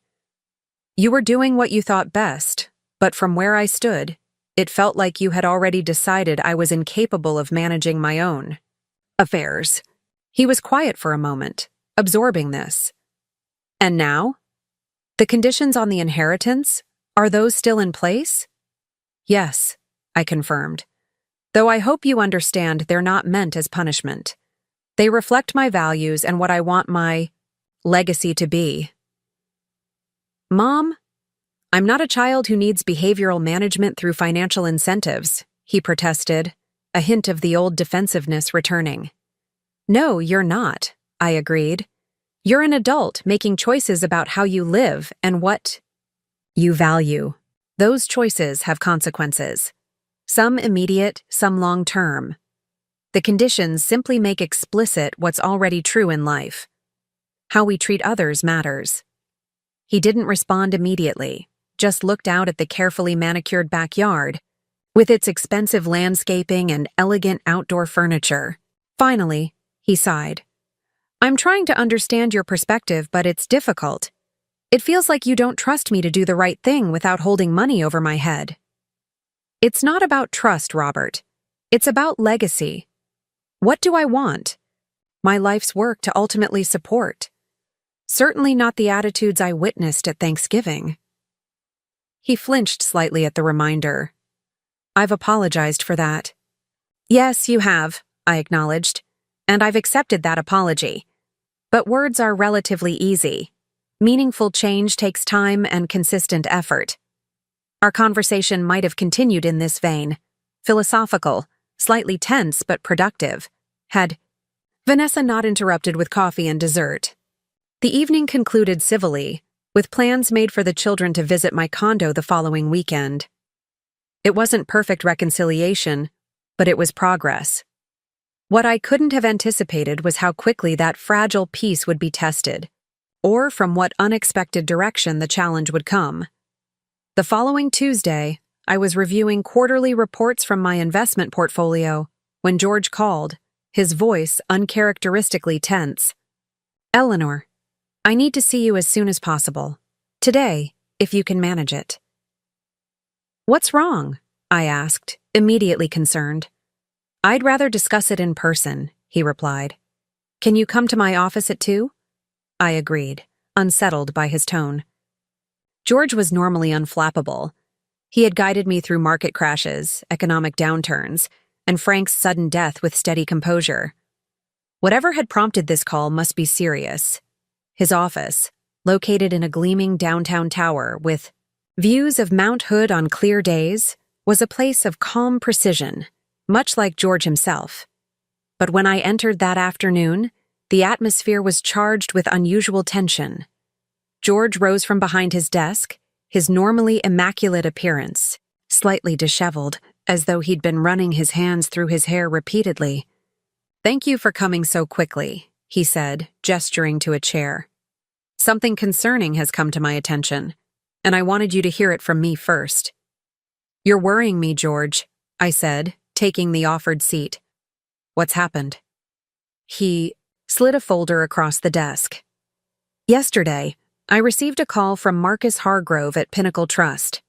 They've been approached by Robert with questions about your estate planning, specifically the trust structures and conditions we've established. I frowned, opening the folder to scan the contents, notes from the conversation, copies of emails. I don't understand. Why would Robert be contacting Pinnacle Trust? They're not involved with my affairs. No, but Marcus and I serve together. On the Financial Ethics Board. He reached out as a professional courtesy. George leaned forward, his expression grave. Eleanor, Robert isn't just asking questions. He's exploring whether there are grounds to challenge the conditions as undue influence or diminished capacity on your part. The implication took a moment to fully register. He's looking for ways to invalidate my estate plan? To contest my will while I'm still alive? George nodded grimly. It appears so. Marcus was uncomfortable with the line of questioning and wanted me to be aware. I sat back, a cold weight settling in my stomach. I thought we were making progress. The dinner last week seemed positive, if cautious. Perhaps on the surface, George agreed. But it seems Robert may be pursuing a different strategy behind the scenes. I closed the folder, trying to process this betrayal. What exactly is he hoping to accomplish? Even if he could somehow prove I'm not of sound mind, which is absurd, the bulk of my assets are already in irrevocable trusts. My guess? He's fishing for options, perhaps hoping to find some technical flaw in the documentation. George removed his glasses, polishing them absently. The fact that you concealed your financial status for so long might be used to suggest some kind of psychological instability or paranoia. That's ridiculous, I said sharply. Plenty of wealthy people maintain privacy about their finances. I agree, George assured me, and any such challenge would almost certainly fail. But the fact that he's exploring this avenue at all is concerning. It suggests he's not as accepting of the new reality as he may have appeared. I stood, moving to the window to gather my thoughts. Below, Portland continued its Tuesday afternoon rhythms, pedestrians hurrying between meetings, buses lumbering. Along congested streets. Normal life continuing while mine had just taken another unexpected turn. What would you advise? I asked finally, turning back to George. He considered for a moment. Legally, we're on solid ground. The trusts are properly established. Your capacity is unquestionable, and the conditions themselves are reasonable and ethical. But personally, he hesitated, then continued more gently. Eleanor, this may indicate that the reconciliation with Robert is more complex than it appeared. It might be wise to proceed with caution. I nodded, a deep sadness settling over me. Thank you for bringing this to my attention. I need to think about how to respond. Of course, George replied. And Eleanor, I'm sorry. I know how much you hoped things were improving. The drive home was a blur, my mind cycling through possible explanations, none of them comforting. Had Robert been playing me all along, presenting a facade of acceptance while secretly plotting to undermine my wishes? Or was this a parallel track, trying to repair our relationship while simultaneously protecting what he perceived as his financial interests? Either way, it represented a fundamental breach of trust at a time when trust was already fragile between us. The word burden had wounded me deeply at Thanksgiving, but this felt worse somehow. A calculated move, rather. Then an emotional outburst. When I reached my condo, I found an unexpected visitor waiting in the lobby. Jennifer had flown in from Minnesota without warning, her face tight with concern. George called me, she explained as we rode the elevator up. He thought you might need support. I'm glad he did, I admitted, feeling a rush of gratitude for my daughter's steady presence. Though I'm sorry you had to drop everything and fly across the country. Jennifer squeezed my hand. That's what family does, Mom. Real family, not the kind that goes behind your back to financial advisors. Once inside, Jennifer made tea while I changed into more comfortable clothes. We settled on the balcony, the spring air mild and fragrant with blooms from the rooftop garden. Have you talked to Robert about this? She asked after I'd filled her in on the details. Not yet, I replied. I'm still processing it myself. Jennifer's expression hardened slightly. I can't believe he would do this, after everything you've done for him, for all of us. I'm trying not to jump to conclusions, I cautioned, though my own hurt and anger were simmering beneath the surface. There may be an explanation. What possible explanation could justify going behind your back to challenge your mental capacity? Jennifer demanded, her protective instincts flaring. That's beyond disrespectful. It's cruel. I sighed, watching. A hummingbird dart between the potted flowers. When people feel threatened, they sometimes resort to measures they would normally find unthinkable. He's not threatened, Mom. He's entitled. There's a difference. Jennifer's tone was sharp. He's always been this way, expecting the world to conform to his expectations, throwing tantrums when it doesn't. That's a bit harsh, I protested, mildly. Robert has many good qualities, too. Of course he does, Jennifer conceded. But this pattern of behavior, dismissing your agency, assuming he knows better, and now this underhanded maneuvering, it's consistent with who he's always been. The only difference is that now you're finally seeing it clearly. Her words stung because there was truth in them. Throughout my life, I had made excuses for Robert's more difficult traits, attributing them to stress or ambition, or simply a different personality type than my own. I had enabled his sense of superiority by playing the role he assigned me, the somewhat helpless mother in need of guidance and management. What should I do? I asked, genuinely uncertain. Jennifer considered this thoughtfully. First, I think you need to confront him directly. No cushioning, no making it easier for him to explain away his actions.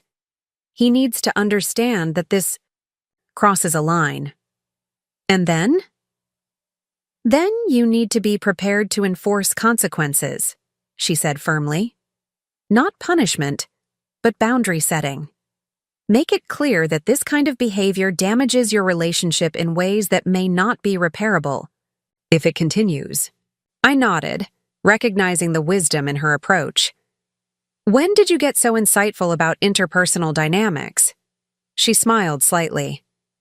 Therapy helps. Paul and I hit a rough patch a few years back, remember? Our counselor was big on boundaries and consequences versus punishment. I remember, I acknowledged. And clearly it worked. You two seem stronger than ever. We are, Jennifer confirmed. But it took hard work and absolute honesty, even when it was painful. She hesitated, then added gently, the question is whether Robert is capable of that kind of honesty, with you or with himself. We spent the evening discussing strategy, deciding that a face-to-face conversation was necessary rather than a phone call that would allow Robert to evade or deflect. Jennifer suggested a neutral location, somewhere public enough to discourage outbursts, but private enough for a meaningful exchange. The tea garden at Peninsula Park, I decided finally. It's quiet this time of year, and Robert always loved it as a child. The following morning, I texted Robert. Need to speak with you about an important matter. Can you meet at Peninsula Park Tea Garden tomorrow at 11? His response came quickly. Can we discuss by phone instead? Busy with client meetings. No, I replied firmly. This requires a face-to-face conversation. 11 a.m. tomorrow. After a longer pause. Fine, see you then. Jennifer offered to accompany me, but I declined. This needs to be between Robert and me, I explained. But thank you for being here. It helps knowing I have your support. The tea garden was indeed quiet when I arrived the next day, just a few elderly couples strolling the pathways between meticulously pruned hedges and early blooming roses. I chose a bench near the central fountain, its gentle splashing providing both ambiance and a buffer against being overheard. Robert arrived precisely at 11, his business attire suggesting he'd come directly from his office. His expression was guarded, almost wary as he approached. Mom, he greeted me with a brief nod. What's so urgent we couldn't discuss it by phone? I gestured for him to sit beside me. I received some disturbing information yesterday, Robert. I was hoping you could explain it. What information? He asked, though a flicker in his eyes suggested he already knew. You contacted Marcus Hargrove at Pinnacle Trust, asking about ways to challenge the conditions in my estate plan. I kept my voice calm but direct. Specifically, you inquired about claims of undue influence or diminished capacity. Robert's face flushed, then paled. How did you— That's not important, I interrupted. What's important is understanding why my son would go behind my back to explore invalidating my clearly expressed wishes. He shifted uncomfortably on the bench. It wasn't like that. I was just gathering information, trying to understand my options. Options for what exactly? Overriding my decisions about my own estate? My tone remained measured, but I made no attempt to hide my disappointment. Mom, you have to understand, he began defensively. These conditions came out of nowhere. They feel punitive, controlling. I was just trying to protect my family's interests. Your family's interests, I repeated slowly. You mean your access to money you didn't earn and have no inherent right to? His jaw tightened. That's unfair. I'm your son. Of course I have expectations about inheritance. Everyone does. Expectations aren't entitlements, Robert. And the fact that you would consider questioning my mental capacity rather than simply respecting my choices speaks volumes. He had the grace to look ashamed, if only briefly. It was just an exploratory conversation. I never intended to actually file anything. Yet, I added pointedly, you never intended to file anything yet. We sat in tense silence for a moment, the fountain's gentle splashing a stark contrast to the turbulent emotions between us. Why didn't you just talk to me?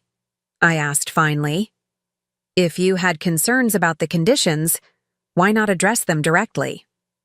Robert sighed, running a hand through his hair. Because I knew you wouldn't change your mind. You made that clear. And because... He hesitated, then admitted reluctantly. Because part of me was angry. Still is angry, if I'm being honest. $22 million, Mom. All those years of worrying about you, trying to help, and you had $22 million. So this was what? Revenge for feeling foolish? I asked quietly. No.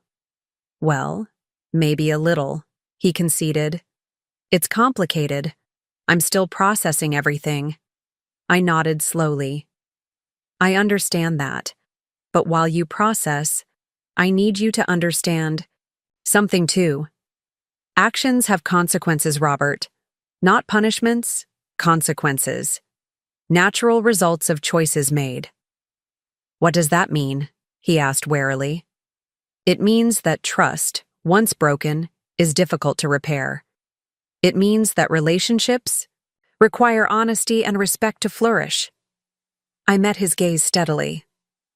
It means that how you respond to this moment will significantly impact our relationship moving forward. Are you threatening to cut me off? He demanded, an edge of panic in his voice. I'm not threatening anything, I replied calmly. I'm stating facts. You've demonstrated that you're willing to go to considerable lengths to circumvent my wishes regarding my own estate. That knowledge necessarily changes how I view our reconciliation efforts. Robert stood abruptly, pacing a small circle before turning back to me. So what now? What do you want from me? I want you to decide who you want to be, I said simply. The son who respects his mother's autonomy and works to rebuild trust, or the man who puts financial interests above relationship and integrity. That's a false choice, he protested. I can disagree with your decisions without disrespecting you. Disagreement isn't the issue, I corrected. Your methods are. Going behind my back, exploring ways to legally challenge my competence. Those aren't actions of respectful disagreement. He fell silent, perhaps finally recognizing the gravity of his choices. After a long moment, he sat back down beside me, his posture deflated. I screwed up, he admitted quietly. I was angry and hurt, and yes, embarrassed. I acted impulsively, without thinking through the consequences. It was the most genuine thing he'd said since our conversation began. Yes, you did, I agreed, neither accusatory nor forgiving, simply acknowledging the truth. How do I fix this? He asked, an unfamiliar vulnerability in his voice. "I don't know if it can be completely fixed," I replied honestly. "Some breaches of trust leave permanent marks. But if you're genuinely asking, the place to start is with complete transparency going forward. No more behind-the-scenes maneuvering. No more presenting one face while planning another approach."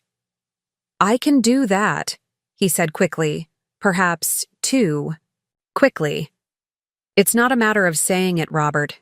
It's a matter of living it, consistently, even when it's difficult." I stood, signaling the conversation was nearing its end. "Take some time to really consider whether you can commit to that. Don't answer now. Show me through your actions in the coming weeks and months." As we walked back toward the parking area, Robert cleared his throat awkwardly. "Is Jennifer in town? Vanessa mentioned seeing her downtown yesterday." "Yes," I confirmed. "She flew in to support me when we learned about your conversations with Pinnacle Trust." Robert winced. "She must hate me right now." "She's disappointed," I corrected. "As am I. But hate isn't a productive emotion in families." We reached my car first, and I turned to face my son directly.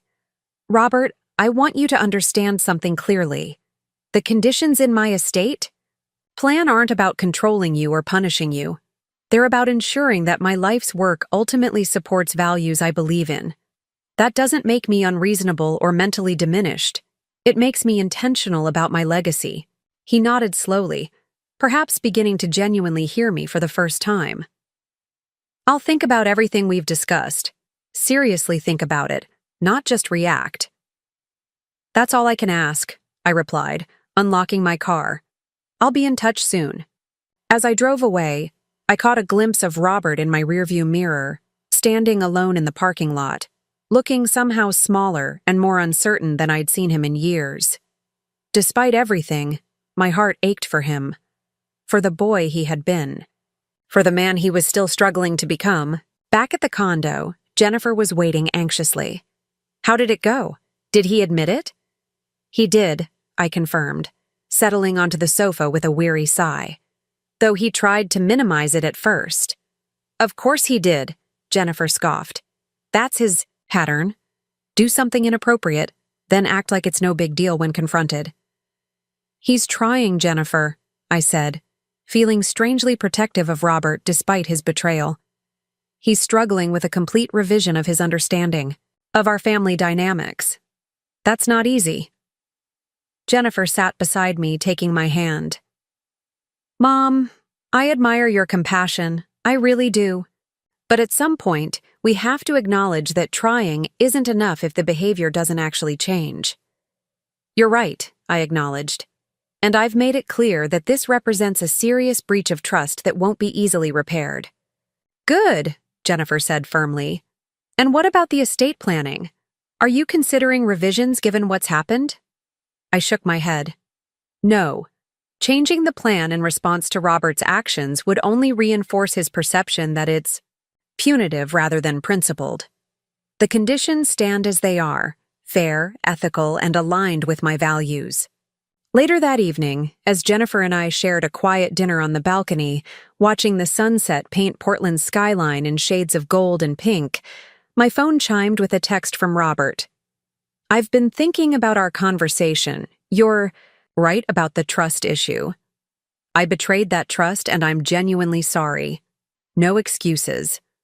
I've contacted Marcus Hargrove to retract my inquiries completely. I don't expect this to fix everything, but I want you to know I'm taking your words seriously. Thank you for being direct with me today." I showed the message to Jennifer, who read it with raised eyebrows. "Well, that's surprisingly mature." "Yes," I agreed, feeling a cautious optimism. "It is." "Do you believe him?" she asked. I considered the question carefully. "I want to. But as you pointed out, patterns don't change overnight. Time will tell if this represents a genuine shift or a temporary adjustment." As I gazed out at the darkening sky, I realized that despite the pain of recent events, I felt strangely at peace. The facades were finally falling away. Mine, Robert's, all the careful presentations we had maintained for years. What remained was messy, uncomfortable, but real. And perhaps that reality, however challenging, was the necessary foundation for whatever came next. The word burden that had sparked this transformation had lost much of its power to wound me. In its place was a growing clarity about my own worth, my own boundaries, and the legacy I wished to leave, not just financially, but in the values I modeled even in these difficult moments. Whatever challenges lay ahead, I would face them not as the accommodating mother I had been for so long, but as the woman I had finally allowed myself to become. Clear-eyed, strong-willed, and unwilling to compromise my integrity for the sake of false peace. That, I realized, was perhaps the most valuable inheritance I could offer my children. The example of living authentically, even when it was hard, even when it meant facing uncomfortable truths about those we love most. 6 months passed, each day bringing small shifts in my relationship with Robert. There were no dramatic reconciliations, no tearful embraces that magically healed all wounds. Instead, we moved forward in measured steps. Sunday dinners that grew gradually less tense, conversations that ventured beyond safe topics into more meaningful territory, moments of genuine connection amid the lingering awkwardness. The autumn air had turned crisp when I invited the entire family to my beach house at Cannon Beach for the weekend. It would be the first time Robert and his family had visited this private sanctuary, the place that had once symbolized my separate life.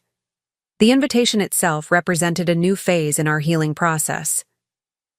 I arrived early Friday morning to prepare, walking the shoreline as the tide receded, collecting perfect sand dollars to place on the guest room pillows. The cottage had always been my refuge, but sharing it now felt right. A tangible demonstration of my commitment to living, without secrets. Jennifer and Paul arrived first, helping me arrange fresh flowers and prepare a welcome dinner. They had been my steadfast allies throughout the difficult months of readjustment, offering support without judgment as I navigated the complicated terrain with Robert.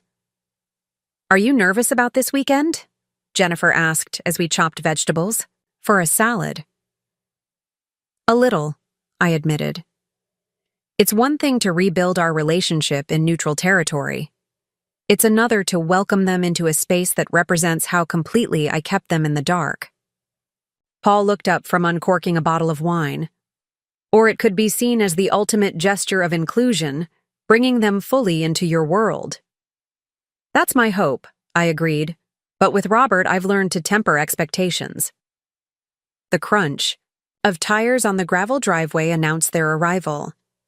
Through the window, I watched Robert emerge from his car, his expression a mixture of curiosity and apprehension as he took in the weathered cedar exterior of the cottage, the panoramic ocean view, the carefully tended garden. Vanessa and the children followed, Sophie immediately running toward the beach access path, Zach hanging back with typical teenage reserve. I opened the door before they could knock. "Welcome to my little hideaway."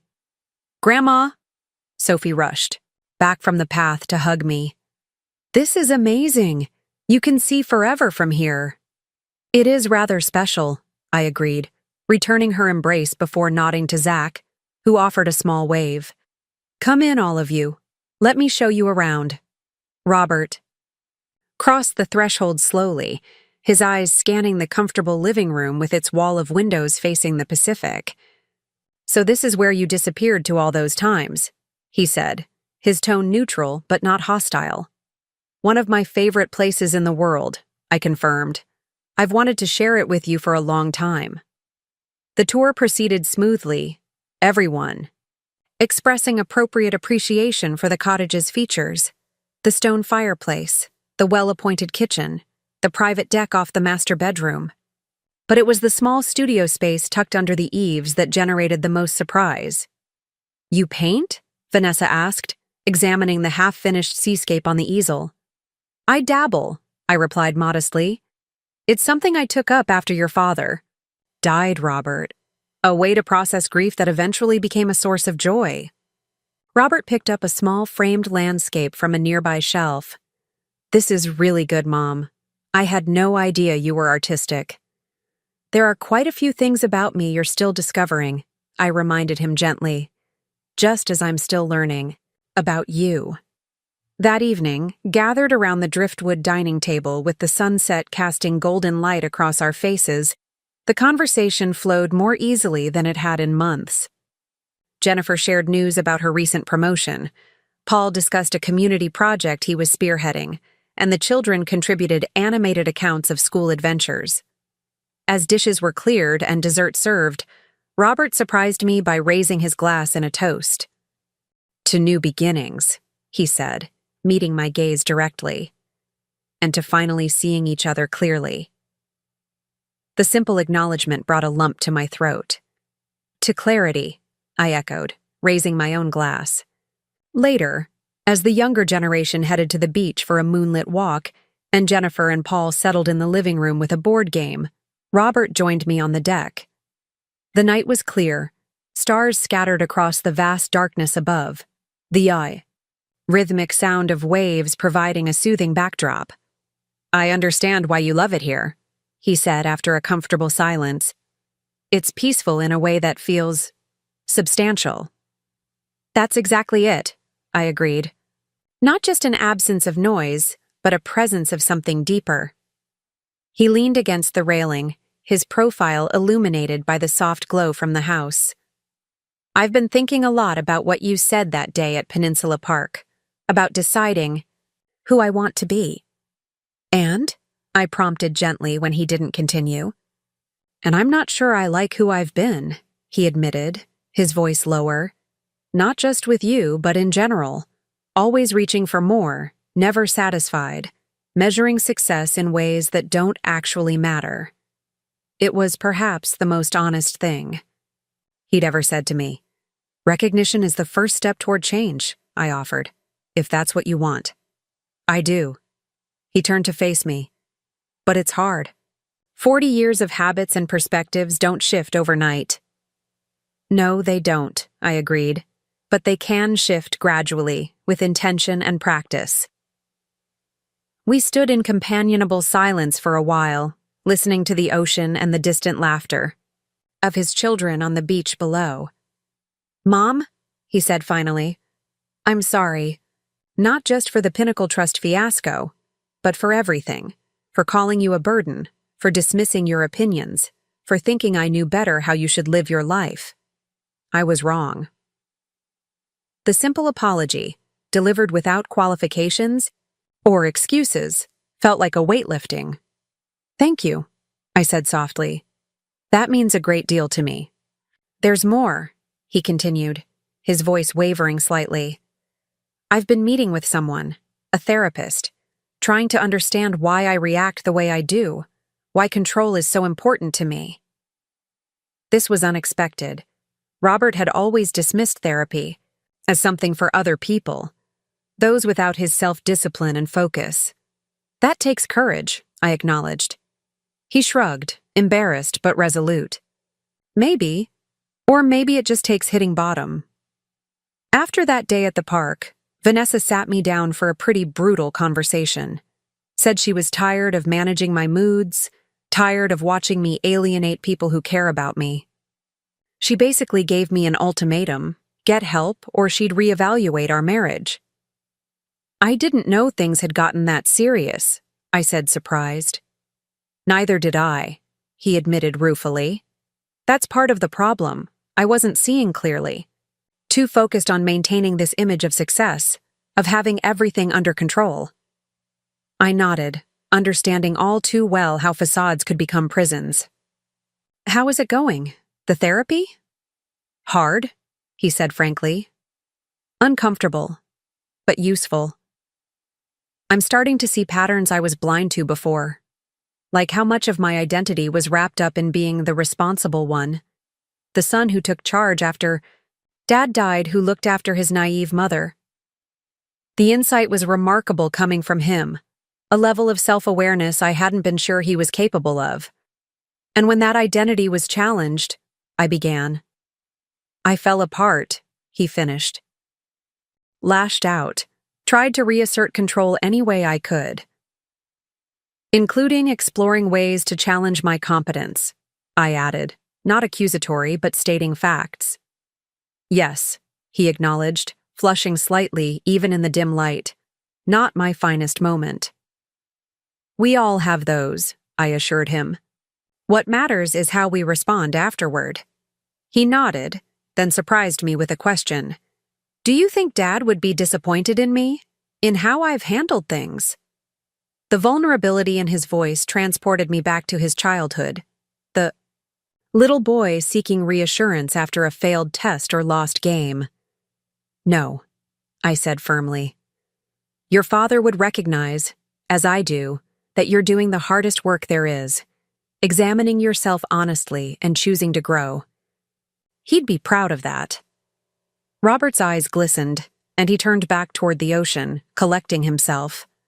When he spoke again, his voice was steadier. I've been thinking about the conditions in your estate plan.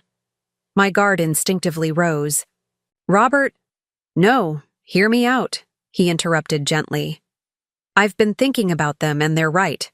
Money without principle is just fuel for emptiness. I've seen it in colleagues, in clients, people with everything except purpose, except connection. I don't want that for myself, and I certainly don't want it for Zach and Sophie. The admission left me momentarily speechless. After all our conflicts over the estate conditions, this reversal seemed almost too good to be true. What changed? I asked finally. He considered the question. Perspective, maybe, or priorities. When Vanessa issued that ultimatum, I realized what actually mattered to me, and it wasn't money or status or being right. It was the people I love, the relationships I'd been taking for granted. From below, we heard laughter as the children raced up the beach steps, their expedition concluded. The moment of private connection was ending, but something significant had shifted between us. We should rejoin the others, I suggested, moving toward the door. Robert reached out, briefly touching my arm. Mom? Thank you for not giving up on me, even when I gave you every reason to. The months that followed brought continued healing, not without occasional setbacks, but with steady progress toward a more authentic relationship. Robert continued his therapy, gradually becoming more comfortable with vulnerability, more conscious of his tendencies toward control and judgment. I worked on my own patterns too, learning to express my needs directly rather than accommodating, to keep peace.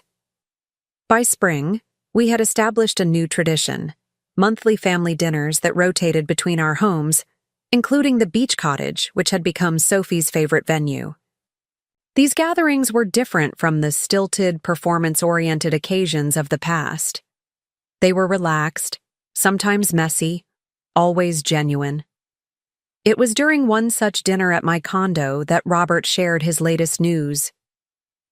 I'm making a professional change, he announced as we lingered over dessert. Scaling back my corporate clients to focus on nonprofit work. That's a significant shift, I observed. What prompted it? He glanced at Vanessa, who nodded encouragingly. I've been volunteering with a youth mentorship program, kids from underserved communities interested in business careers. It's been the most rewarding work I've done in years. It suits you, I told him, noticing how his face lit up as he described the program. You've always been an excellent mentor when you believe in what you're doing. The pay cut will be substantial, he acknowledged, but we've discussed it as a family and we're making adjustments, downsizing the house for one thing. Jennifer raised her eyebrows. The West Hills mansion? Really? Vanessa laughed. It's too much house for what actually matters to us now. We're looking at places in Eastmoreland. Good schools, walkable neighborhood, less focus on impressing others. What brought this on? Paul asked, curious. It's quite a lifestyle change. Robert met my gaze across the table. Let's just say I've been reevaluating what success really means, and it's not the things I used to chase so desperately. Later, as the evening wound down and folks prepared to leave, Robert hung back, waiting until we had a moment alone. "There's something else I wanted to tell you," he said, uncharacteristically hesitant. "I've established a scholarship fund for first-generation college students. It's modest for now, but I'm committed to growing it." "That's wonderful," I said sincerely. "What inspired this particular cause?" He smiled slightly. "Remembering how you and Dad started, young, ambitious, without advantages, how you built something through hard work and determination. I want to support others on that journey." The thoughtfulness of the gesture touched me deeply. It wasn't just the scholarship itself, but the recognition of values I had tried to instill, the importance of opportunity, of removing barriers for those with potential. "Your father would be so proud," I told him, my voice thick with emotion. "As am I." "I've named it after you," he added quietly. "The Eleanor Wilson First Generation Scholarship Fund. Because it's your example that inspired it. Your resilience, your integrity, the way you've lived your values, not just talked about them." I blinked back tears, deeply moved by this tangible acknowledgement of our journey together. "Thank you," I managed. "That means more than I can express." As everyone finally departed, with hugs and promises to gather again soon, I stood at my window watching the city lights shimmer against the darkening sky. The word burden that had once wounded me so deeply now seemed like a relic from another lifetime, a misunderstanding that had, paradoxically, cleared the way for something more authentic to emerge. My phone chimed with a text from Howard Campbell, the retired professor I'd met at the community center months earlier. Our friendship had deepened gradually, evolving into something that brought unexpected joy to my life. "Lecture series confirmed for fall semester. Dinner tomorrow to celebrate?" I smiled, typing back an acceptance. This, too, was part of my transformation, allowing new connections, new experiences, without fear of judgment or concern about appearances.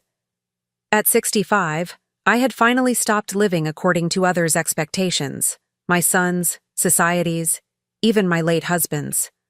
The fortune that had once been my secret was now simply one aspect of a multifaceted life, neither hidden nor flaunted, but integrated into the whole of who I was.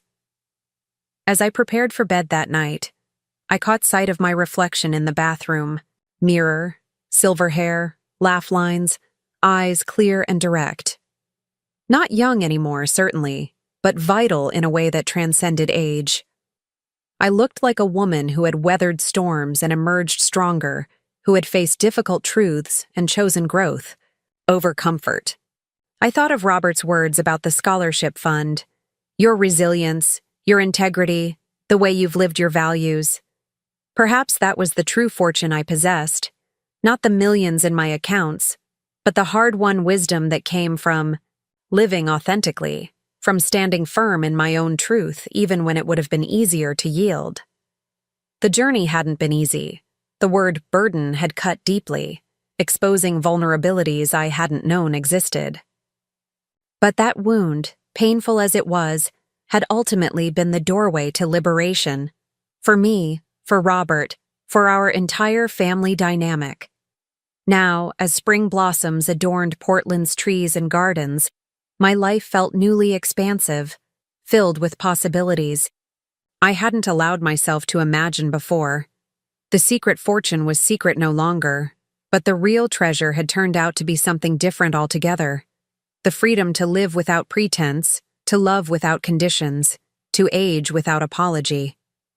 Robert had called me a burden at Thanksgiving, not knowing about my secret fortune. But the real fortune, I now understood, was never about the money at all. Up next, you've got 2 more standout stories right on your screen. If this one hit the mark, you won't want to pass these up. Just click and check them out.